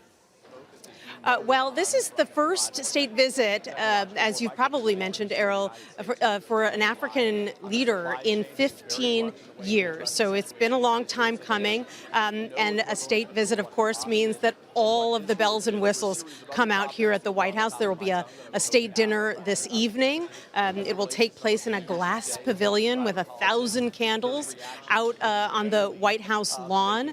There will be performances by Brad Paisley, by the Howard University Gospel Choir, because President Ruto and his wife, we're told, are big fans of country and gospel music. This is the U.S. using all of the trappings to build relationships, strengthen relationships with a key leader in Kenya. President Biden said a short time ago that he was designating Kenya as a non-NATO major U.S. ally. And that does not happen very often. This is the first U.S. ally in sub-Saharan Africa to gain that designation.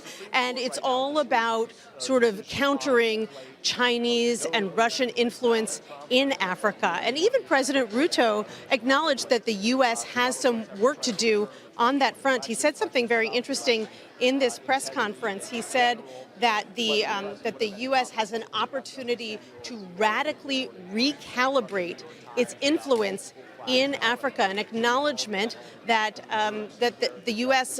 fell behind these other nations and now needs to catch up. President Biden said that the U.S. would be stepping up its investment, making more loans, and working on grant forgiveness for these debt-saddled nations in Africa. He even gave that effort a label. He called it the Nairobi Washington vision. The White House has been arguing that China saddled some of these developing nations with high-interest loans that drove up their debt, and that the U.S. is now going to step in and help them get out from under that debt.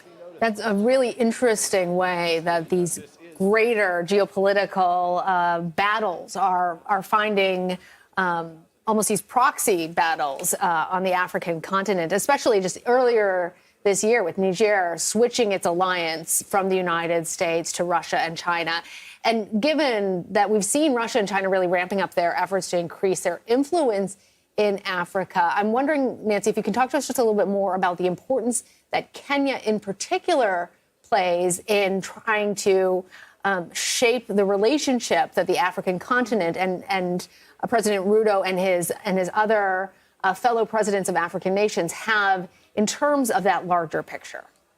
Right. Well, Kenya is a democracy. That's important. It's a longtime ally of the United States with a long relationship. President Biden highlighted that 60-year relationship today.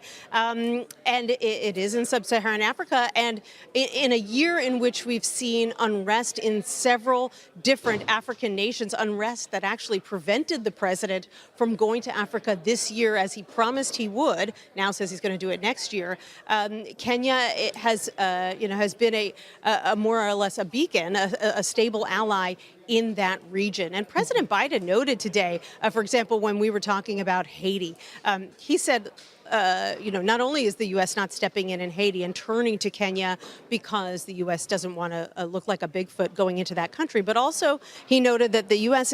is pretty heavily occupied right now with conflicts in in Israel and in Ukraine, and that basically the U.S. is looking to partners like Kenya to step up. And certainly this is a strategic move by Kenya to send these peacekeeping troops to Haiti, because not only does the U.S. have an interest in strengthening its relationships in Africa, but the Kenyan government has an interest in strengthening its relationships with the U.S. as well. Right. Comprehensive update there, as expected. Thanks, Nancy Cordes, for all of that. You're welcome. Well, ladies and gentlemen, thank you so much. You get that from the horse's mouth.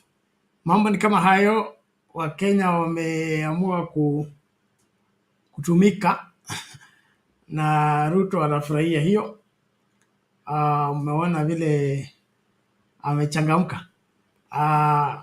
Watu wanauliza hiyo anakunywa ni yenyewe ama ni maji ama maziwa? Kenyan the translator anasema yeye ni Mpentekosto, anakunywa mvinyo. Sijui hapo tutauliza nani, lakini tunasubiri. Kama unajibu tuletee. Good to see you, Roba. How are you? Sorry, your audio is not going through. Check it properly. Can you hear me now? Yes, we can get you. Go ahead now. Okay, sorry for the mix-up. I think somebody threw you prison bila sababu. Yeah, what happened was I think that we had a shot. I think 2 weeks ago. So I was moving from one city to another one where the other mambo ya kikazi. So Stone BK and all these guys, the thing was burning. I was just like, I need to get to the studio, but I was driving. For my first time, I decided, you know what, I can get in the studio without me just behind the curtains. So what happened was our lady, what's her name? Churia. Man, she broke me up now. So, but I think, Bernard, that was understandable, because you remember that's the time I think some people were in the studio. And I remember before you left the show, you said you told them to monitor to make sure that the right people are just coming in because of what might have happened the previous day. So it's okay. I'm in. Thank you for letting me in. I hope you are doing good in Nairobi. Nairobi, we're here we're waiting for the bird to land. That we are paying through the nose. Yeah. So, Bernard, I think yesterday also, I know from yesterday, I know this Ruto thing, I think you can say it in both ways, both sides, because I think at this point, like you, or even some of us who are confused, more especially when you get some of the people from Asmio, they are also part of the team. So that's why I wanted to say, Rara, is that what Mandamani never took place? Because so Rara promised us, and we supported him. I wanted to see people in TC kufanya maandamano, but I remember I wrote something, I don't know what you remember. I said, this one here, I don't see it happening, because it's not like everybody's busy and traveling. Like somewhere I live, it's like almost is 8 hours to DC, almost 6 or 8 hours, depending which flight you take. But Bernard, there's one thing I want to tell you, because I didn't want that you can measure like how is it Ruto doing when it comes to the local media? Is he getting coverage? Is that something you want to have measurements on that? Then from there, is he getting coverage from other parts of the world? So I think at this point, I think he has seized the opportunity. This was good for him. I want to be sincere. I'm not a Ruto fan, you know that, Bernard. But this is good for him. And so far, what he did, from when he went to Atlanta, Georgia, all the way to DC up this point, he really got what Kenya is on the map. I want to be sincere with you, Kenya is on the map. But you know what? We have seen this one before. Even Uhuru Kenyatta was here. Remember, Uhuru Kenyatta came here. Even Kibaki came. So guess what? United States, they had Saddam Hussein, walimchenga Mobutu Sese Seko. Yeah, even they were afraid of Idi Amin before they realized he was not a good man. So that's not like this one has never happened before.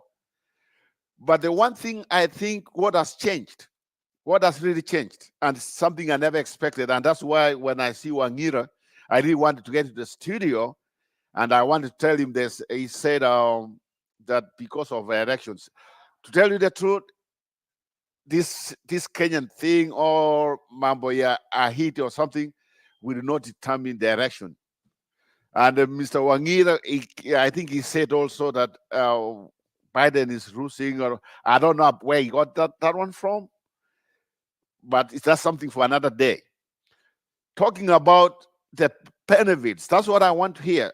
Me, I just said, okay, now Ruto, you are the president. So the so-called now we can tell you are representing our country. I want to see jobs. If that's the thing, you can't just come in the United States and talk about Haiti, democracy and other things. Okay, that's fine. How does that one translate to jobs? Because at the end of the day, our people want to be happy. Our people want jobs. And for me, what happened today, like they went to, I think, they were being hosted by the vice president. I think Chamber of Commerce of United States, Chamber of Commerce. That's something that's very important. So if he comes with the jobs, that's fine. But at the same time, let's not forget how much it's taking us as taxpayers of our country to fund this guy's trip. That's something we cannot run away from it. Okay, some people might say that's fine. Okay, but at the same time, let's try, if we want our economy to work, let's try to limit our expenses. And this idea of taxes, I think he went on and saying, in fact, he's not hiding it. He's saying he's going to have these taxes until maybe the next 3 years. I mean, I don't know, taxes and the growing economy is going to work, but if it works for him, that's fine. But I think this one, if it doesn't work, then it come 2027, he should get out of office. And remember, Haiti, this thing of Haiti and other things. It looks like everybody was told kila mtu alikataa. So why Kenya? That's something you have to ask ourselves. But the people also were saying they want to go for that mission. They know they want to risk their lives. For me, if they want to go, let them go, because our people have said no to this one. Some part of the world have said no. But if they want to go, they can go. The only thing is, how is it going to what? How is it going to end? But if Ruto can pull this one out, they go ahead and we don't lose nobody, and the country becomes stable, and everything is like all this money, then we can say he's the king. But I'm seeing bad things happening on that country, because any place where there's no stable government, any place where everybody has a gun, you don't know who has a gun, and you don't know who doesn't have a gun, and you are on the streets where you don't even communicate the same language, I think that one might not work well for us. Like somebody said here, I think there's a clip where they said, if at all, the countries which could have gone to aid were from West Africa. I really think that's true, because they too speak some French like them. So that one, communication will not be a problem. But here is a situation where even in sort of people who are protesting from in DC, some of them from Haiti, you could even realize even their communication, the way they think English is a problem.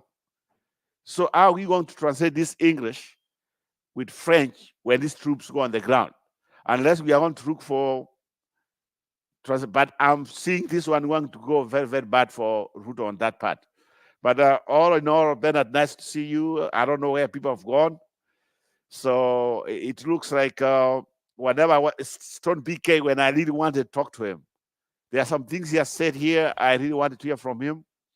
Wangira, I wanted to hear from Wangira. And there are some people, like yesterday, was it yesterday when you had, yesterday or the day before, When you had this guy who say he's a Kenyan, and people were dividing him. He's not a Kenyan guy. The guy who just said Ruto, and he was calling Kenya a fake Kenya currency. Yeah, he says it's in Kenya, he get paid in dollars, but the Kenya shilling is a fake currency. I miss that guy. I wish he comes in the studio so that we can talk some of these things. Yeah? So thank you, Mr. Roba. Yes. Anaitwa Empire. He's been here. I think Empire, he's just yes. around. Wacha akuje. All in all, I agree with you. Things must be done differently. But the country is not looking good. And that's being sold just like a chicken from Nada. Somebody goes and makes a decision on behalf of Kenyans and insist on that particular decision against the will of Kenyans. It's crazy. And for Nini, let me just play this about the tearing down of stalls in Kikomba and the displace of the people. Somebody has made. The people of Kerugoya do solemnly swear before God that on 9th of August we shall vote in William Samoei Ruto and all UDA candidates. So help us God. Asante tunawapenda.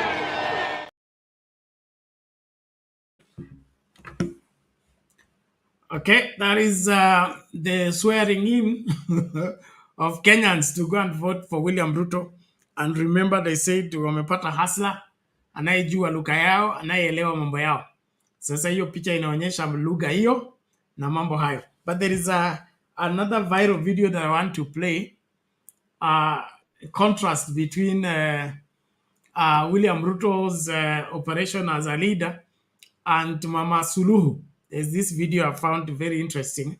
I want us to look at it. She's traveling, I think, in the plane, and then she takes a walk to where other business people were in the plane and greets them freely, interacting. Lakini hao kwetu lazima wachukue private jet to cut themselves from wananchi probably. Why should that be the case? And of course, Samia, I'm sure she's drawing the lesson from Julius Nyerere. Julius Nyerere would go to buy matunda by the street, by himself. Aingia supermarket, anachukua sukari na unga, anapanga line, anaenda kulipa kwa kashia kama mwananchi wa kawaida. Ukishakuwa kiongozi na hukuibia watu, hakuna haja ya kujificha. Sasa kwetu wanajificha kwa nini? Wanadaiwa. Tazama video hii ambayo imevutia watu wengi sana mtandaoni, video ambayo inamuonyesha Rais wa Jamhuri ya Muungano wa Tanzania Mheshimiwa Samia Suluhu Hassan akisalimiana na wafanyabiashara mbalimbali, abiria pamoja na baadhi ya waandishi wa habari wakati akiwa safarini kuelekea jijini Ankara nchini Uturuki kwa ajili ya ziara rasmi. So ni video ambayo utaona hata kwenye comment hapa watu wengi sana wamependa kuona rais akiwa anasalimiana na baadhi ya wafanyabiashara, abiria mbalimbali na waandishi wa habari wakati anaelekea Uturuki kwa ajili ya ziara rasmi. Angalia video hii alafu niambie kipi kimekuvutia kwenye hii video.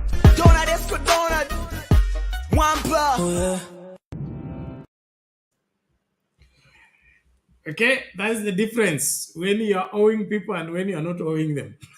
Yes, Robert. Yeah, unajua that's the difference between us and our neighbor. Even though sometimes, okay, we might think like Ruto told them they are in a different league and we do not just say a different league. That's fine. But at the same time, if you are doing things like what he did, that's a lot of money. The so-called people are playing the smaller league, you are calling them, they'll catch up with you. So it looks like that's very good, because if Ruto could have done the same thing, can you imagine how much money we could have saved? That money, what he wasted, that money he gave that. That's enough. That's enough even to run some schools, some close schools right now. But the problem with our Kenyan people and our Kenyan, whatever people we choose, the people we elect, if they are elected, it's just like sometimes they don't care. Do you know what? We don't hold them accountable. That we can now, Bernard, we can cry this one right now. When wakati kule ikifika, nobody's going to listen to you. That's the problem we have as a people. We forget very, very quickly. Na sisi tumekuwa kama Marekani. Mimi nakwambia ukweli. Marekani, something can happen here very bad. With 2 weeks, wamesahau. I'm very, very sure that's what happened with Ruto right now, because few months ago, we really wanted to get him out of office. Yeah, we said we want Mount Kenya to be with us so that when we show night, we get him out. Guess what? Mount Kenya is just like now they have realized. They just woke up. Now they are with us. But on the other side, now we are kind of supporting. I don't know, kama kulikuwa a handshake.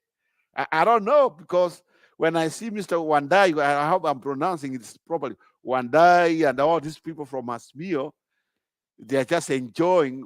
By the way, Bernard, kwa nini sisi, why can't we build our country like hii mahali wanakimbilia hapo wanakuja?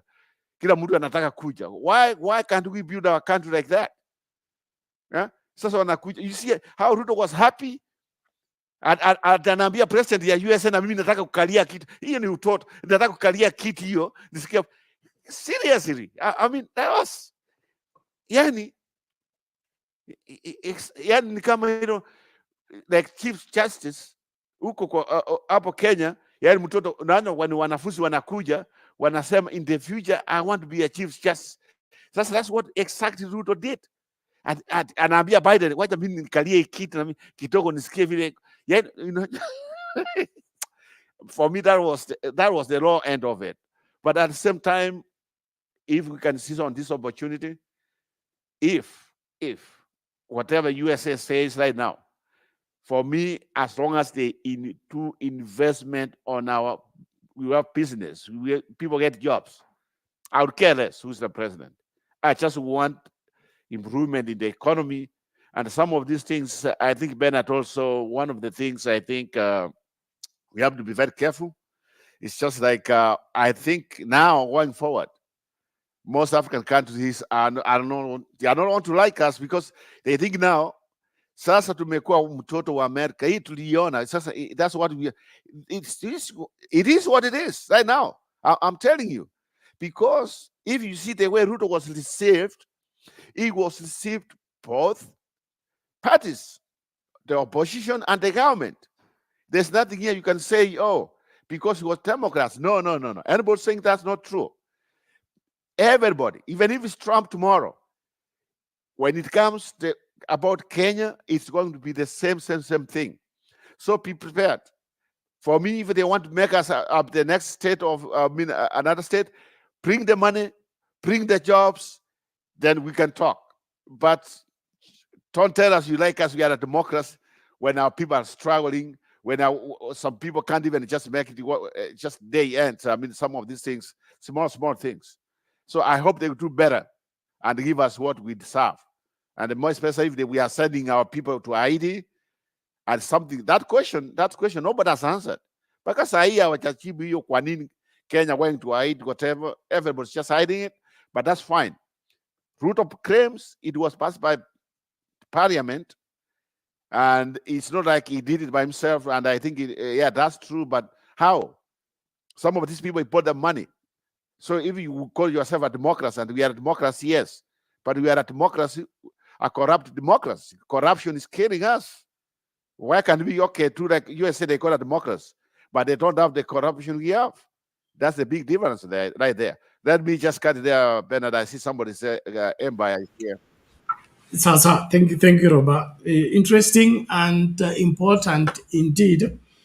But mambo bado, this country to be salvaged is going to take a high toll on Kenyans, especially with an unresponsive administration. You notice Ruto does or orders to be done what pains Kenyans. The cucumber market has been here with us for life. And you can only, it's only humane that you put up an alternative market, then transfer people to that market. Not to go and burn up the place, demolish the place because you have a private developer and things like that. The livelihood of the people who depend on cucumber market, it's wider. I think cucumber market is part of the great job creation ventures, the Juakali sector.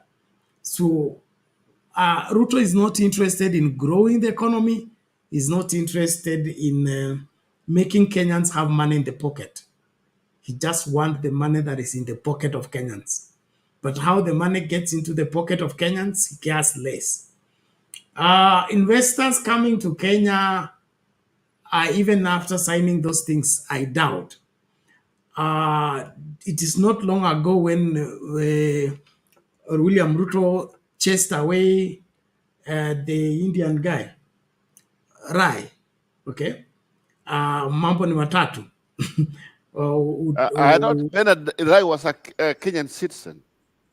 Was he? Yes, Kenyan citizen, but of Indian origin. Yeah, but that's why we get it wrong, Bernard. And that's why they discriminated him. And I know what happened. Like, we remember we had, I mean, that guy, all this business, he has mambo ya sukari na kila kitu, yeah? So instead of us, such a people, we protect them so that they can clear all that.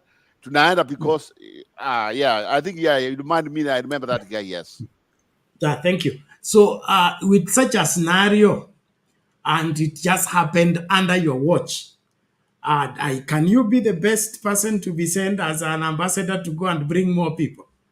Everybody will know, right? Everybody will be told, take your money to that country at your own expense, because when this man begins mambo ni matatu, you're the one going to lose the money.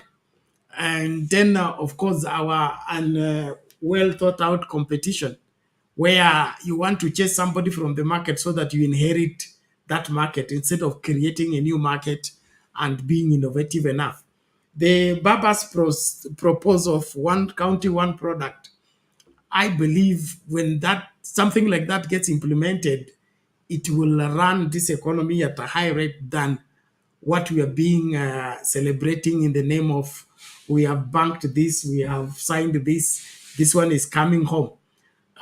Whatever comes from outside into our home that we did not give birth to does not translate into our sons. Empire.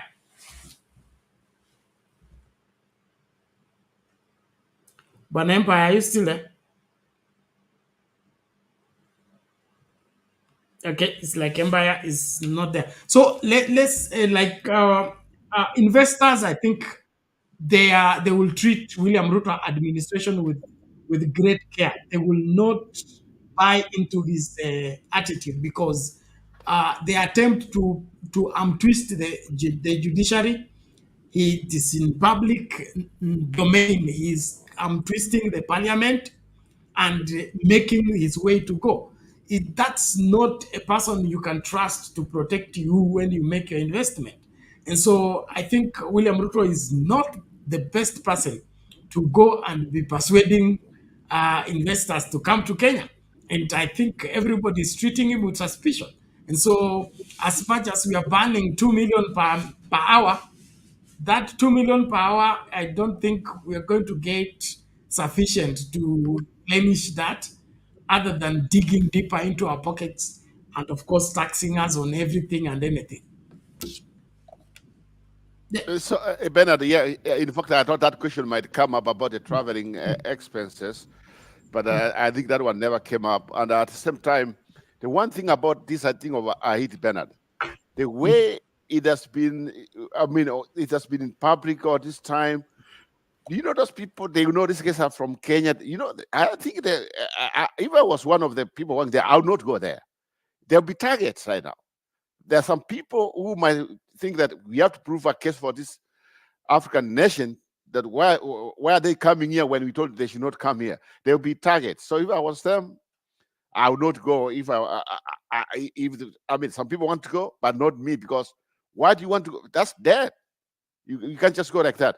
So, Bernard, I see Yimba, yeah, my sister Yimba. I know she was so emotional the other day about someone calling. I know he calls himself a Kenyan figure. I can see. I hope my sister comes on up here. So she's saying something there about I don't know about. I'm not.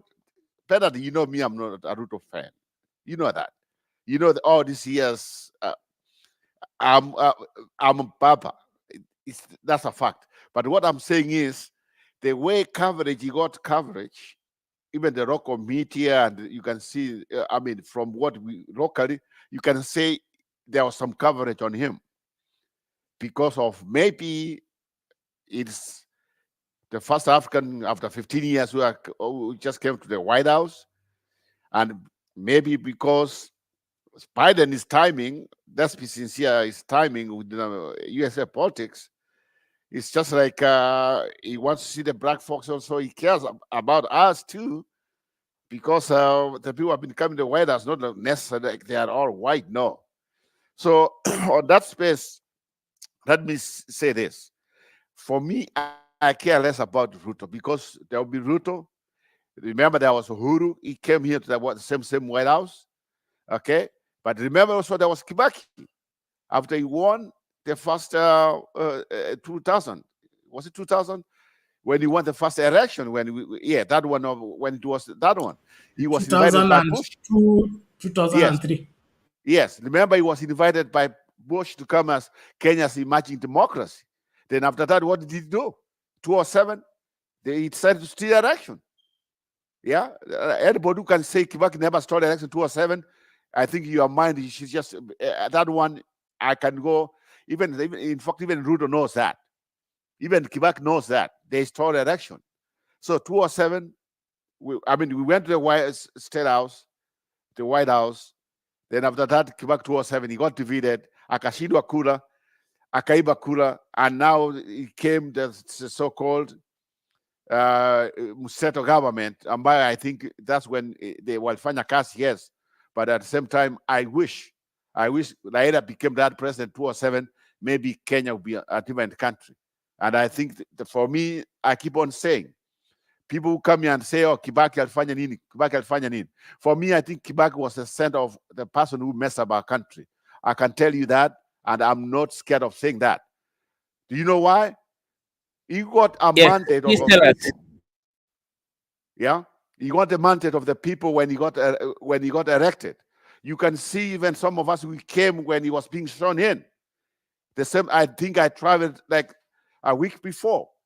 If even at the airport, you could just see people were scared that the new administration is coming in after all these years from Moi and other things. But I guess you know what he did? He got there 7 years, yes. Walifanya kazi alianza after that. But wakati alishindwa 2007, alishindwa kura. What happened? They came and he forced himself.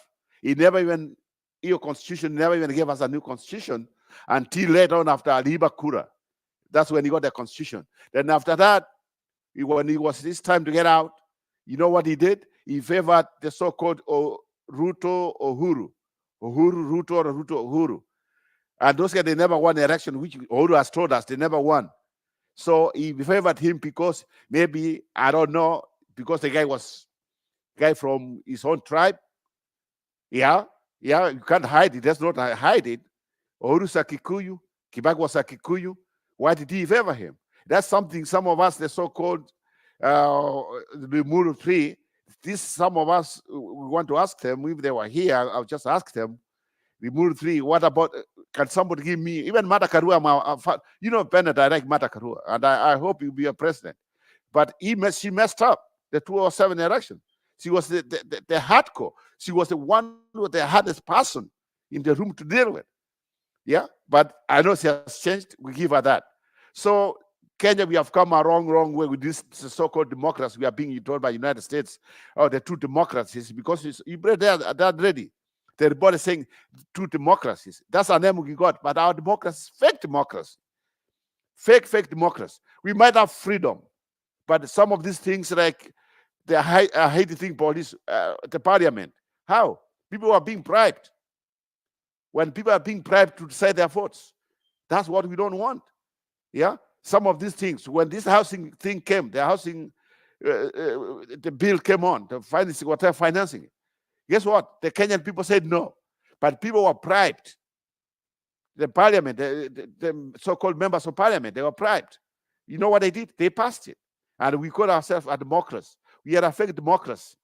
Until we get our house order, until we end up this corruption, then we can call ourselves true democracy. But at this point, we are a fake democracy. That's the way I feel it, Bernard. So, sir, thank you very much, Robert. We appreciate that fake democracy indeed. And what really saddens is that we are the architect behind our failed democracy. We stand in the way. We just use democracy as a name. But when the process itself comes into operation, we go in and frustrate it. How do we call ourselves Democrats or a democracy when we can't let the winner to be sworn in? We must manipulate the results and overturn it so that whatever we wish is what is done and not what the people have decided. And so this business, I'm democratically elected, it's just a slogan, a cliche that we use. But the reality is we don't believe in democracy. The Kenyan people are used like you remember that expose about ghost polling stations. There is no way you can be president in Kenya when you are running against ghost polling stations. I mean, the only returning officer of the ghost polling station is the one who determines who becomes president. It's not the queuing of Kenyans, and it's not the voting of Kenyans. And so when such information... you know what you just said? You know this Yes. thing, yeah, like the ghost test. So what's the TCI, the ASC, whatever we call them, or who has gone to investigate and tell us what happened here? Yeah? And nobody, so hakuna mtu ambaye anatoa those stations, we saw them, the fake schools, and we know the results which came from there. And now the same man is coming on the world stage telling us about democracy. How's it being a democracy when the real person who won the election is still seated in Nairobi? So a democracy which is imposed on us, yeah, is imposed on us. And that's why this guy is a yes man, yes. A Haiti, yes. To this, yes. To this, yes. But because of China, and I think, Bernard, I'm sorry to cut you off, because of China, I think USA wants to send a message that now they have found somebody. But my thing is, let us have investments, bring all what you have in the USA, bring them in Kenya. If we can't go and share our platform, nothing. And you calling us, we are to just bring all this, because some of these things that some of the Kenyans say they are built on this. Some of these things here in this country. So I hope, Bernard, like you just said, let us have a really democracy where if somebody wins the election, it takes the election. But not you just come here and determine who you want to win. And from there, you don't, by the way, if they really want to help us, why can't tell us they come up with a complete way of system of bigger kura without this mambo of cheating? Then from there, we can know if Ruto wins. If he wins, he wins. We just give it up. We say, thank you, you won. But I would never accept still Ruto is illegally in the office. He never won the election. It was put there, the so-called superpower, which is the United States. Yeah, exactly. A very sorry state of affairs that the people are supposed to be the beacon of democracy are the ones interfering with a simple democratic process, such as a general election of a country. As much as you would want specific people in specific places, you shouldn't corrupt our system of determining leadership just for you to get your end. I think we need to allow the processes to take place. And you're talking about this year investigating the ghost polling stations. The corruption about the ghost polling stations starts at IEBC. It starts with Wafula Chebukati, who goes and gazettes these ghost polling stations that have no venue and they don't exist except in the mind of who? Chebukati. And then he gets, of course, his boys to now delay the results and be balancing. How many have come? How many ghost polling stations do we have in Baringo? This one. So what is the difference? Wherever they say 100,000. Okay, get me those 100,000. Get me 150,000 as we continue to wait. And so it doesn't matter who gets how many votes. The person who is the returning officer of the fake polling station is the one who determines the winner. And that case should not be swept under the carpet. And there should be no elections in this country until there is a physical counting of the polling stations and who is in charge of that polling stations and how are results being relayed. The business of us voting and get result in 7 days should be scrapped off. India has over 400 million people. They vote a single day. The results come out the same day. As we are less than 20 million voters. How does it take 7 days? Except somebody's balancing the figures using and the we are using electronic machines. Even Yes. the US election, the president in hours projected someone has won. We are using that, and we are, by the way, Bernard, I mean, some of these things we had really failing ourselves as a country. Imagine how much money was spent to do the election, and the outcome, very bad. If it was true democracy, when some of these fake things came out, it was just some things happened. Like somebody like Muguka, they could have, like now, that this year could have come and investigated. They could have maybe filed a criminal case against him, and he proves himself innocent, or the election body or anybody else. But instead, now we are being told, hey, guess what? It's 207. Forget, if we really want to clean up this mess, we have also look at the past. If we can't clean up what has just happened for the last this cycle of elections, I don't think it tonight was democracy, because I think, Bernard, I think 207. If we go the way we are going this way, the country might be in a civil war. I'm just telling you, people are suffering. People had enough. People can't just wake up, they go and they fought, wanapiga kura vile wanapiga, but at the end of the day, the result becomes different. The only election is Kibaki's first election. That one, I can just tell you, that was the true democracy. Yeah, the true democracy, even though by that time, it was not, because Nyai was coming out, or who considered he knew, because the whole country wanted change. But since then, it's just been fake elections. Yeah, the so-called we are a democracy. I think that's a mockery. It's a mockery to our people. If this United States wanted to help us, they could have just come and invest on the way we do our elections, invest there, so that going forward, we don't need this idea of saying, oh, you need agents. Okay, if we have electronic, why do I need an agent when there's police? We have all the police who are supposed to serve everybody equally at the stations. So you're thinking, oh, you must have an agent. So Raila lost because he didn't have an agent at the station. I get it. So the agent at the station, does it mean that now you have to see election because I don't have an agent? Is that a democracy? No, that's not. So we have to do better on some of these things. Better there's something here. I think somebody like Muguka, what's that? Imamba Mila. What's the other name? Muguka, Mira, yes. Yes. I mean, better let me say something about it a little bit. I think, let's ask ourselves, why do you think this thing was banned from Europe? It was banned because they found out this thing is not good for the elder people. Why do you think some other countries are running away from on this?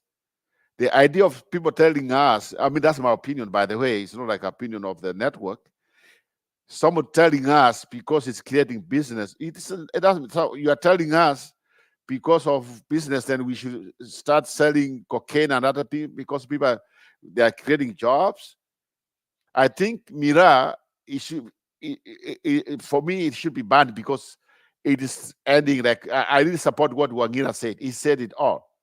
It's just it's killing our generation. It should be banned even in our own country. That's true. We can do better. If Mira can grow there, let's grow something else. Let us not go for quick money when we are losing generations. I'm very sure that people in Mombasa, the one who are saying, oh, they're small business, what, those are people who have connections with Mira. Some of them, in their life, they might not even take Mira. I'm just telling you, they are just there to make money. But at the same time, we cannot say because of business that we have our young men and women just getting lost in there because of money or something. No, let's be careful. If it's not working, it was banned from Europe, it has been banned from other countries, then we should also have a second thought about it. Look at it. Is there a way we can improve Mira to be a better product than the way we are consuming it? Is there a way? Because we have our scientists there. I remember there's a time they said, if you can take Mira, do this and that, it might be a better thing for somebody. But if we don't take Mira and people are doing what they are doing right now because it looks bad. It looks bad because some videotapes I'm seeing online, it's not a good thing. But at the same time, I understand some people, we have a community of people who grow the Mira, but this has not killed our generation because of money, coming black money, like the black I just got in the studio there. Okay, Bernard. Well, we appreciate that. Ladies and gentlemen, we appreciate everybody. Thank you for sticking and continuing to follow the program. We are on the wee hours signing out. So tafadhali kama unaingia studio wai mapema na kama hujapiga kura yako, tafadhali piga kura yako, chagua kama una support the coastal governors in banning Mira sale in that region ama unasema unapinga. And then kulikuwa na video moja nilikuwa natafuta ya reverend moja akieleza manufaa ya miraa na jinsi ya kuitumia. Naambia too much of anything is poisonous, but when it's put to good use, it is beneficial. I think if it is that good, then let it be made medicinal and be applicable to Kenyans, regulated with scientific proofs that this is how it should be taken. But you cannot be chewing. I remember, I think I was still in high school. We had somebody who came to school to talk to us about the effects of Mira. And one of it was being sterilized. Sterile. You are rendered impotent if you overdo it. And so, I don't know, I know that will elicit issues. But when something is being rejected by many people, we should be careful. You don't just take it because you are used to it. If it is wrong, it's wrong. It doesn't need to be kind of defended, especially when it's putting the lives of many at risk. There are many businesses to engage in. Don't engage into a business that destroys people's lives and destroys people's destiny. Mr. Black, I see you. How are you?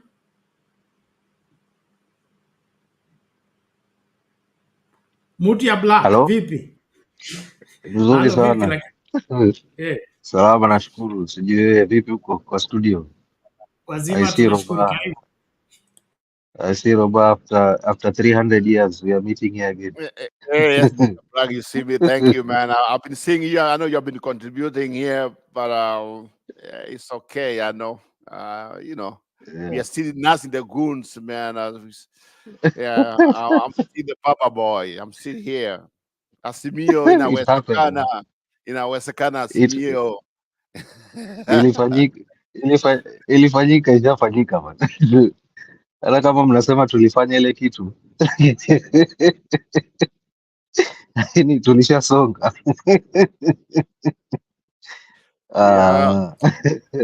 We're black. How do you solve after stealing? Kama hujarudisha ng'ombe zangu, umeenda na ng'ombe zangu ukauza, ukachukua pesa ukala, alafu naniambia yaishe na unasema umesolve. Rudisha ng'ombe yetu. Niko na mbuzi. Unaweza kupatia mbuzi. Unaona You did part of it. Ulichukua ng'ombe ukaenda kubadilisha mbuzi. So naona nini baba tumempa mbuzi tumeenda na ng'ombe. Mr. Black, it's okay. We can live with a fake democracy. We are a democracy with fake patience, with the fake everything. It's okay. Yes. That's all it is. Okay. Yeah, life goes on, Roba. And we can't hold on to the past. Yeah, so anyway, moving on swiftly, um, I think I'll begin with what you just spoken last, then I'll go to what I wanted to say first. Um, the issue of Mira and Muguka, like you said, it's a very emotive topic which can easily stir up emotions in the wrong way from people depending on how they relate to that product. Either maybe they are from that region which they are grown, or they are mostly consumers, or if they're in the opposite end, by that I mean if they're against it for various reasons, maybe religious reasons, social reasons. But I will want to stick to the consequences of the use of that crop, Muguka, from what I have observed myself personally. You know, um, they say seeing is believing, isn't it? Um, when we look at it, um, it's been a tradition, unfortunately, that hata ukiona madriver wa matri wa matatu nini, um, when they are driving the matatus and all that, the only thing they have, most of them, not all of them, let me just say some of them, you see they're chewing that Muguka, and they are carrying passengers in that vehicle, you know. Muguka itself is classified as iko kama drug. Um, so of course, chewing that in one or another, it alters your way of thinking. Whether it could be negatively or not, we cannot tell because we are not the ones chewing. But the fact that as much as inabadilisha your state of thinking, anything that changes your state of thinking while you're driving should not be consumed, in my view. Kunywa pombe, kuvuta bangi, kama hiyo inabadilisha your way of thinking, then it shouldn't be consumed. But he was very clear in saying that he had previously banned the use of Muguka by passenger carrying vehicles by passenger carrying vehicles operators, and it proved futile because they didn't comply with that. Still, madereva na makondakta wa matatu, matuktuk, they could still be seen chewing that. He had told them that previously he doesn't mind them chewing after work or when they are off duty, but still hawaku comply. And in my view, already that endangers the lives of the passengers that are riding in those vehicles, in my view. And anything that endangers the life of innocent Kenyans as a result of someone else's negligences for the fact that he consumed or she consumed something that altered his or her mind or a way of thinking while handling that machine, I totally am against the use of that particular Muguka. So I support that. If that is the only resolution that they could come to after trying to get to an amicable position, because I remember previously, is it what is her name, Cecily Mbarire, had met with the Mombasa governor, I think 2 or 3 weeks back, and they had resolved to bring about some conditions of which that Mogoka could be sold, how much of tariffs they would pay to the county governments, And among the other rules which I've just mentioned about people that are operating passengers carrying vehicles should not be using it, but still mambo ikaenda venye imeenda vibaya. So I support it in any way and in every whatsoever. So I don't think there's anything to blame that governor for making that bold step. Moving back to the point now that I wanted to talk about, which is President Ruto's trip in the US. You know, I don't want to preempt the outcome of whatever goodies he has received. I think I would want to wait to see if at all they bear fruit in practice, because it is my understanding that a lot of business proposals were made and a lot of promises were made by the business community from the Chamber of Commerce in US, and I will wait to see. But from what we have right now, the only thing we've seen in the recent past, by recent past, I mean like less than a month, was the opening of the call center in Ruiru, which he spoke about. They said they're employing 5,000 people currently, and they intend to have over 20,000 within a month. And I also listened to the US ambassador to Kenya some time back when they were opening that, commissioning that center in Ruiru, where she vividly spoke sense, in the sense that for Kenya to move far and to be doing good in economically, they would have to perform at around 6.8 to 7% GDP. And that would mean Kenya would have to, for the next 10 years, and that would mean Kenya would have to create 1 million jobs every year for the next 10 years. That's a very hard task. That's a very daunting task. Creating 1 million jobs every year consistently for the next 10 years.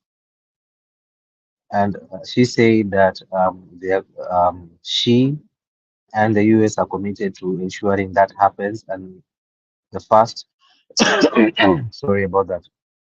The first step to achieving that is the call centers which are there and the BPO, which would assist in achieving that, among other businesses that would come in. So I am waiting to see that if by the end of a year, we'll be having 1 million jobs created as a result of this US-Kenya relations. Because if then that happens, then I would say that the cordial relations that we've been having with the US has been fruitful. Now, aside from the obvious, which we already had, kuhusu the military equipment that we were donated, mambo ya choppers and all that, it's my understanding that we'll also be purchasing 160 military equipment from the US. Now, we'll be purchasing. There are those that will be given, and there are those that will be purchasing. So there was someone in the previous debate that I had asking, I think it was Jiru, or let me just avoid mentioning names, was asking, what has the US gained from that? I think the US has gained from selling 160 military vehicles, something to do with that sort, to Kenya. But I know it's meager figures when it compares to what they have given to us. But that's among a few things that they have gained, on top of us sending our human resources to Haiti, which is the highest sacrifice I think a country can do, to send their forces to a foreign nation, because of course there are casualties that are involved. Mine is just to sum it up by saying that I would wait to see the outcome within a year, if we will have that million jobs created in Kenya, as per the US ambassador said when they were launching the Ruiru call center. Thank you. Okay, asante sana Bwana Black. Let's wait and see. Bernard, let me add on what Black just said. Yeah, so there are some things here. Okay, remember when Obama came to Kenya? There are some things here we might just say there are some things which we might have achieved, one or two things. But is that going to happen? I don't know. So remember when Obama came to Kenya, one of the things which was negotiated, was like our students or people who were visiting United States, our Kenyan people. So whenever they get visa, they get 5 years. And that one has helped. When like people come, they can change their status and other things. Because some other countries, man, people are given 3 months, 4 months, they're squeezed. So some of these things, it happens. There's one thing I don't get was the so-called highway being built from Nairobi to Mombasa. This is something which was there from all the time. So my question was, this highway, is it, who is paying for it? Is it us or is the United States? Because I know there's I think the company from here in California is so-called somewhere in San Francisco. So they are taking money from us to go and do the job. But if the USA wanted to help, why can't they just say some of these things if they really want to jumpstart our economy? Because now they are saying we are one brother. That's what they are. We are one brother. The African, the all of Africa now is. I think they have found their way in Kenya. Kenya is now where that's their magnet because they have been losing grip to China. So my question is, they are not stuck because that highway from Mombasa, from Nairobi to Mombasa or Mombasa to Nairobi, it was a long time ago. I thought by now it could be done. But it looks like there's something here. Sometimes it's being said, but people don't make a thought about that. So I have some question marks, but there are some benchmarks where I think USA has done better. But moving forward, I hope things will be okay when it comes to whatever they promise. Mr. Brack, they can promise, but let's hope we want to see our people with jobs. That's jobs. But here's the thing, Bernard. I hope William Ruto is not going to take this advantage and start lying to our people that, hey, I went to America, they have told me where can I get jobs? You so finish your computer and you make dollars. That hiyo ni uongo kabisa. That's not true. That's not true. I know on his speech he was trying to frame something like that, lakini hiyo mambo ya kufanya ati ameongea, he has negotiated na mambo ya nini na nini, mambo ya jobs. You can work from Kenya when you work for a company in the US or whatever it is. That's not a true statement. We want, if such a thing is done, show us, point it, say, so and so, not going to end up giving us fake people. Mnawapatia pesa wanasema, they are earning pesa from where? Show us the base strips about what they get, their tipos and everything, and how many I see it being done, or let it be confirmed from the embassy, then we can trust what he says. Because at this point, it's very, very difficult to trust people who have lied before that they are telling us the truth. So, Sarova, thank you so much for that. Interesting indeed. But I think my approach towards job creation, as much as we are a service provider as a nation, investing into our indigenous productivity should be the way, because we cannot depend on anything that is controlled from outside our country and expect to be growing. Creating jobs here, 1 million jobs is, I don't think, Mr. Black, is an impossible mission. We have 47 counties. 47, or you have data. How many people in each county are unemployed? How many graduates do we have in each county who are not yet employed? Then come up with what product do we begin to produce that has ready market? So creating job is the simplest thing any serious administration can do, just by revamping. In fact, like we are trying to, why are we trying to create new industries and leaving the existing ones to die? We go and close Nzoia and pretend to be opening Mumias. Then you close Mumias, pretend to be opening Nzoia. Those are just political games that people are playing. This country is too rich and too productive to be at the mercy of any handout from anywhere in the world. We traveled to Marsabit, vast thousands and thousands of acres of land, all of it bare. Shrubs only there. No road, no communication network. All of it is lying bare. If that land is put to use, we will have more than enough for this country. And so I don't see those so-called call center. I mean, if ordinary phone whatever phone numbers in a jam, our system can be disabled from elsewhere. I remember when the Secretary of State came here, the black lady, Condoleezza Rice. She came to Kenya, and all our phones went off. As long as she was here, no M-Pesa, no nothing, no calls. Until she left, it's when we opened our air. So if we can be switched off like that by a visit of one person, how do we become a reliable call center for people to rely on us to get their things done through? I think William Ruto is just excited about the online business, and he has been told it makes money. So he wants to use that as an excuse for doing nothing until 2027. And he will come and say, I tried, I did this, I did that. I think we need to think outside the box and begin to see to it that we salvage the situation where it is. And it's very easy to deal with an employment problem in the country by dealing with every county. Okay, you have a plate of rice, but you don't eat all of it. You eat one spoon at a time. So when we whatever divide the country in those counties and then begin to deal with each county and then see what can we do, like job creation in Kakamega, what kind of industry is needed there, or what kind of service is needed there that can engage these young people. These people don't graduate in the air. We go and attend their graduation. We sponsor their graduation. So you know how many people are graduating every year. Nobody should graduate if their job is not ready. So any serious government should be working out. We're going to jack out 2 million people who are graduating this year. We should have 400 jobs waiting, 4 million jobs waiting for them. So that when they get out, they go straight to working.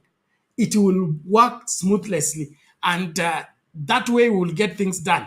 Namwona Pakome anateta anasema sisi hatuelewi biashara ya Muguka, na anasema kwao wanazaana kila mara. Mimi sijasema ukikula Muguka uzai, nimekuambia tu tukiwa high school kuna mtu aliyekuja kutuongelesha na akasema mojawapo ya madhara ya kutumia miraa ni kukua sterile. Okay, sikusema, I was just reporting what I was told. And I think there's a reverend who claimed that it cures gonorrhea. Gonorrhea. He said the problem of STDs is not much in Isiolo, Meru, and Embu because of the consumption of miraa. Whether that is right or wrong or true or false, I don't know. But what should be priority, in my opinion, let's save lives, not destroy lives. And making money for any and every reason is not the way to go. The only way to go is ensure that we are building the country for the future, not for the now, for the future. Let's plant the trees for the future. Let's create jobs for the future, not for the right away. We are so much caught up into eating now that we can't save anything for tomorrow. I believe we can do much better. Okay, Wairiba anasema, yes. Thank you. Anasema our electricity is very unreliable. Running generators is expensive. Initial solar installation like battery wind also is expensive. And that's the same thing we're talking about. We can generate electricity, in fact, cheaply with those solar channels, wherever panels set up in Turkana, where it's sunny all through, in Marsabit, where it's sunny all through, Garissa, and all those places, and be able to take care of that power problem of that section. I think by now every county should be having their own source of power, other than relying on one unreliable national grid that is not sufficient to sustain the consumption demanded plus what is available for them. So I really would advocate for Kenyans to be serious, especially the leaders. And in the leadership, we should have solution providers, not tax collectors. Not these people who think that by collecting money, you are building an economy. You don't build an economy by depriving people of their capital. There is one Tanzanian here who said kodi kubwa inamaanisha biashara itafanywa na watu wakubwa peke yake, biashara ndogo ndogo zitafungwa, na hela mzuri zinatokana na biashara ndogo ndogo. The 1 shilling, the 2 shillings, the 5 shillings you make in many places, it becomes millions.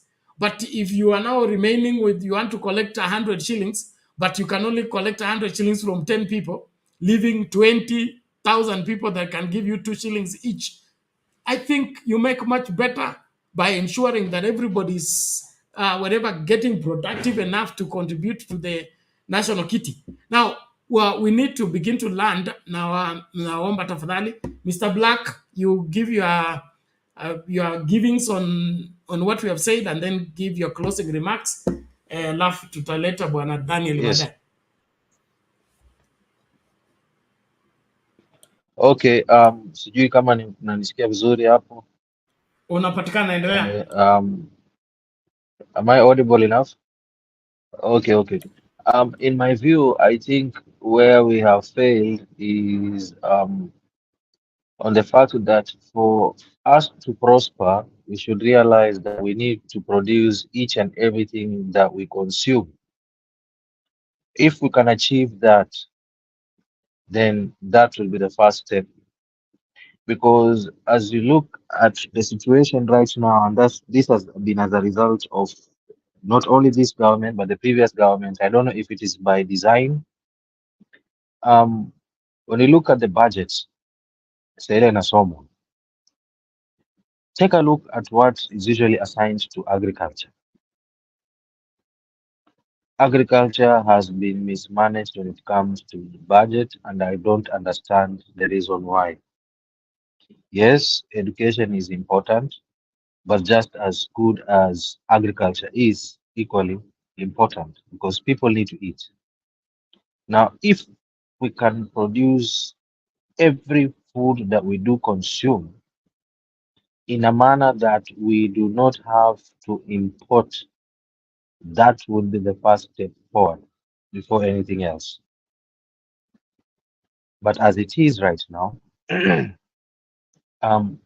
tumefika point tuna import mahindi, tuna import sukari na tuko na miwa, yaani tuna import mpaka nyanya kutoka tu hapa Tanzania. Tuko na zetu, lakini mara nyingi tuna import kutoka Tanzania, vitunguu Tanzania. We are importing a lot of things, and I do agree with one statement that was once said by US ambassador some time back. But I know you mtashangaa sana why I'm reporting her a lot, because she's a very successful businesswoman aside from being an ambassador. Now, you always want to listen to someone who's been successful to try and gain one or two, three things from someone who's above you, right? You get unajaribu kuchukua zile positive remarks from them. Now, there's something that she once said in an interview somewhere, that Kenya is a consumer economy, and she was not wrong. She was right. Kenya is a consumer economy. It's very unfortunate that we are being placed in that category of being a consumer economy instead of a producing economy. Now, this is our own fault. Why am I saying this? We never take time to agitate this fact that we need to move away from being a consumer economy and be a producer economy, and being among the new example imewatolea tu mfano moja tu ya agriculture, kujiweza kujiproduzia chakula zote ambazo tunakula wenyewe, tuna consume wenyewe. See, as it is right now, the current government has moved towards, yes, ndio ni mzuri tukienda kwa mambo ya IT, na hata ukiangalia the US has funded a lot. Wametoa pesa nyingi sana hii ya juzi kwa upande wa IT, that even I think Wilken is going to be doing the infrastructure kwa upande wa connection in Kenya. But among all those things that were given, tumepewa mambo ya pesa ya ufadhili wa kusaidia mambo ya elections, youth and elections, mambo ya military equipments, but I've not heard or seen anywhere anything to do with agriculture. US is very good when it comes to agriculture. They have the technology in agriculture, but for some strange reason, I've not seen any of our president negotiating for anything to do with technological know-how on how to improve our agriculture. And maybe this is something we ought to talk about also. That's my view. Okay, thank you, Mr. Black. I think the real problem is misplaced priorities, and of course, pretending a lot. Kenyans, we pretend a lot, claiming to know what we actually don't know, and advocating for what we have not scrutinized to see its advantages and disadvantages. What William Ruto is I think, following the wind. Where the wind blows, he goes. He doesn't have a stamina to stand and channel particular efforts to get anything accomplished. He's in the leadership of avoiding obstacles and avoiding resistance and being everything to everyone for the sake of getting the opportunity to wherever, carry away as much as you can before you get discovered. And so we are in a mess because of people running away from responsibility. Look the way our education is being held. Our Minister for Education is being begged to go and visit Tanariva and see how schools have been damaged by floods. I mean, how can we be having such case and the minister is least wherever bothered about it? Education is the only gift we can give our children that they will live with for the rest of their lives. Everything else will go. How do we now begin to toy with such realities? And so, especially government guys, let's stop the hypocrisy. Let's stop the acting and do what is required of us. And that is fix this country and make this country work. Many people are afraid of making this country work and make the constitution work because they are beneficiary of breaking the constitution. But if we let the constitution to have its way and make sure that our governors are doing what they are required to do, senators, members of parliament, members of county assembly are doing what they are required to do, this country will just pick up. But we are so much caught up into now, we want all to move everything to the computer. We will now begin farming using a computer. We want to grow crops using the computer. That is not going to work. So digital, wherever space literacy, important. But that's not the only place where everybody should go. Kenyans are very funny. You begin to sell bananas outside your house. You see your neighbor also setting her own banana the following day. We copycat, and we think that by copycatting, we are helping the economy. We are not helping the economy. Let, especially governors, quick governor mjinga, can you carry out feasibility study, even on your own budget within your county? What is there that can be a solution to the majority of the people? Job creation does not happen from prayer room. It happens when we begin to look at what do we have, how do we multiply it so that it's enough for everybody? How much do we have? How do we multiply it so that it's enough for everybody? The moment we begin to think that way is better. But look at Ruto jumping from plane to plane, continent to continent, country to country, all of it begging this loan, help me here. We can't be begging forever. It comes a time when your tree matures, it has to produce fruit. It cannot continue being leaves all through. All the same, thank you very much. Let me, Mr. Black, before you respond, let's listen to this. Anybody will tell you there are only 4 things in the world that a government needs to address seriously. The first thing is food. You must keep food away from the control of the ordinary fluctuations of prices on world markets. on the open market. Number two, you must control the cost of health. Number three, you must control the cost of education. Number four, you must control the cost of transport. William Ruto, I think, is empty. This head is empty in terms of what are the existential threats that face the black people, that face Africans. He swallowed the issues of the white man, the way they are packaged. He doesn't understand crony capitalism, how it works. So he has now become an agent of the West to destroy an African state. When they elected him, there was nowhere in his manifesto where he said that the IMF and the World Bank are going to govern Kenya when he gets into office. He promised to govern this country, but he's destroying it. Everything is crumbling in 1 year. It's not acceptable. We're going to get a point whereby he can be impeached if he doesn't change course and begin doing things that benefit this country, not to benefit the Western powers, not to benefit the World Bank. Right now he wants to sell the assets. These assets, some of them were put up before he was born. Now he wants to come and sell them. What will the future generations have as a state? Those who run the government in future, what will they rely on to run this government? Sasa baba, tupatie direction. Tupatie direction. There you go, Mr. Black. I wanted to say this because I forgot. Not only has our government been failing us, but I think peer members of parliament have been failing us because Nona, I don't want to bring the finance bill because that's a different topic altogether. But I just wanted to sum it up when it comes to matters production and how whatever they are proposing will affect that production, which I was advocating for, so that we can move away from the consumer as a consumer, to move away from being a to being a producing economy or a manufacturing economy.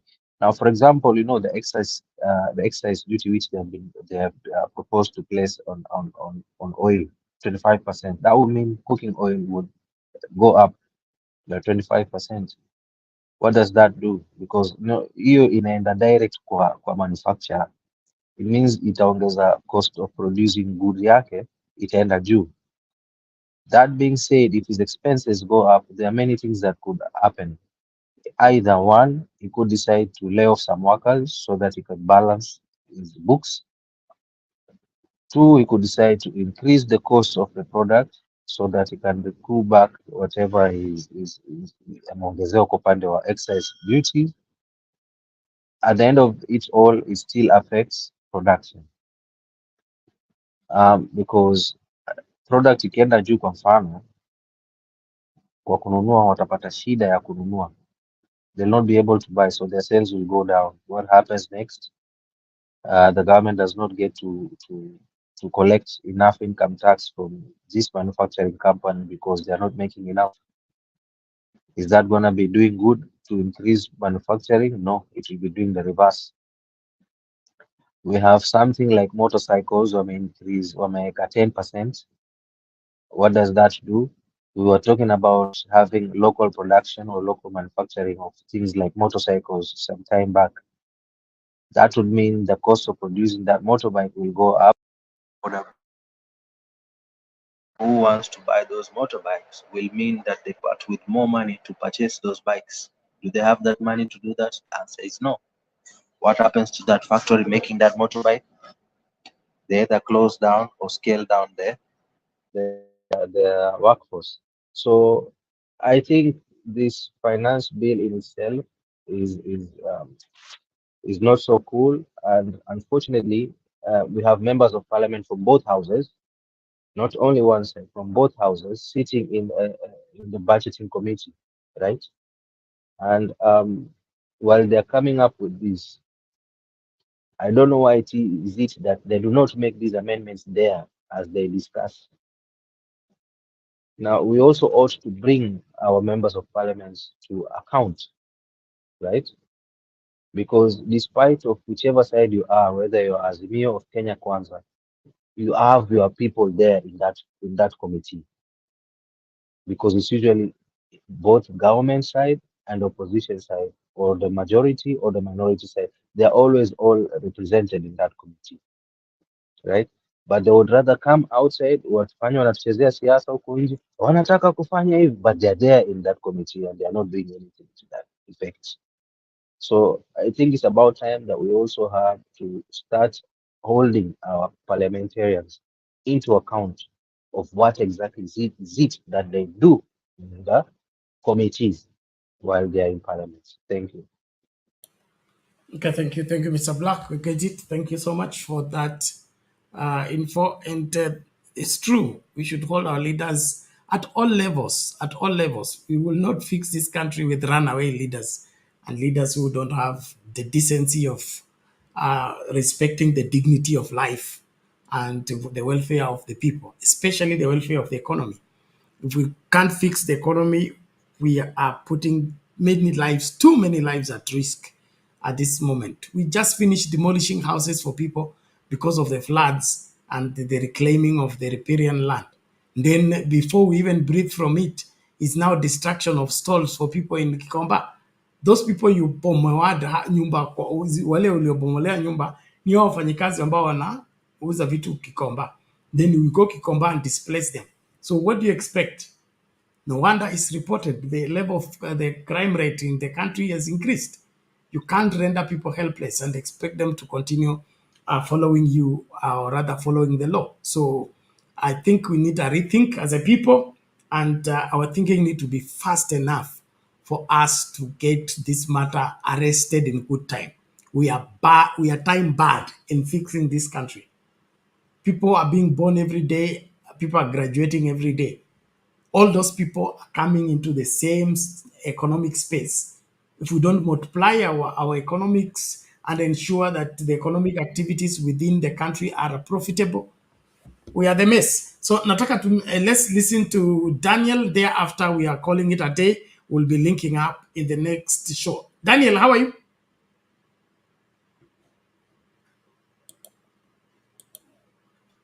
Hello. Good morning here. And hello. Good morning to you. It's morning also here in Nairobi. How is Peru? Thank you. Did you say you're from Peru? Hello.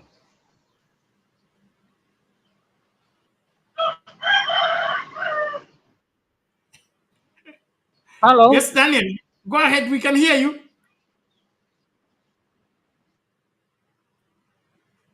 Yeah. Thank you, my friends. I here in West Papua, but I here in Love. Yeah, thank you, my friends. I stay economic Cuba and freedom regional and help me. I receive regional freedom economic Cuba help me Pan Africa and country Kenya. Kaborasi in says me international and receive freedom economy regional Pacific. How are you? Thank you, my friends. Okay, thank you, Daniel. We appreciate it. Daniel is from Papua. He said Papua, and I don't think they speak English, so his English is a bit problematic. But you get the point. Thank you, Daniel, for always being here. We got the point, Bernard. We thank you for just joining. So you said from what? That's in South America. I guess so. Okay, Bernard. I think you are tired, so you can close the show. We see you in the morning. It's no big deal. Yeah. Yes. Thank you, sir. Thank you, sir. So Black, thank you. Daniel, thank you. Washigadoria wa comments, asanteni sana. Kome, asante sana. Na comment, tunataka comment na nini mtuambie hii story ya Muguka vizuri. I hope, I think we should have sufficient time to ventilate on the matter, because I think we can do much better than what we are doing, because the traditional way of dealing with things in this country is not helping. Let's open up our minds and begin to devise how we will get our children off the street and get them to be productive in whatever way that is good for the society, not just for our pockets. Thank you, Freedom. I appreciate you. Thank you so much. Caro, asante. Freedom, asante sana. House of Heru, asante sana. And thank you so much. Nimeona Moga anaitwa na Penny amekuwa hapa pia. Nyagaka, asante sana mzee wetu. Tunashukuru Wairimu, asante sana. Thank you everybody. Kuna huyu Kesare. I hope I am getting that right. Thank you, thank you. Please travel with Fred. Yes, we've been live. Wewe unaulizanga kama tuko live. Asante lakini karibu kila moja. Naomba tumakinike. Thank you for those who are sending their support for us to keep the channel running. Please, let's keep it up. It is our solemn responsibility to see to it that this country gets fixed from the mess it is in to a better Kenya. Asante sana. Tukutane tutakapokutana katika masafa tofauti. God bless you. Keep it right here.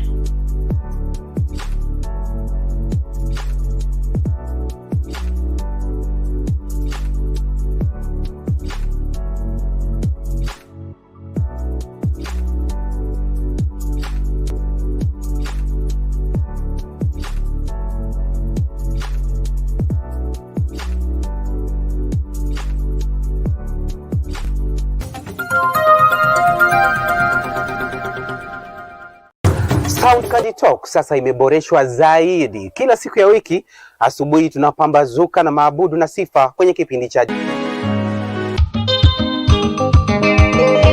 baadaye tunakuletea mahojiano ya moja kwa moja kwenye one-on-one show. Kwanza nianze kwa mtazamo kwamba umeona vile hali ilivyo, the age that we are living in, so many things are happening. Alafu nakuletea taarifa zinavyojipuka siku hiyo zikiwa ange kwenye In the News Headlines. Kisha tunaingia bungeni kutazama wabunge na kusikiliza tuliowaleta kupeleka bungeni iwapo iko imara.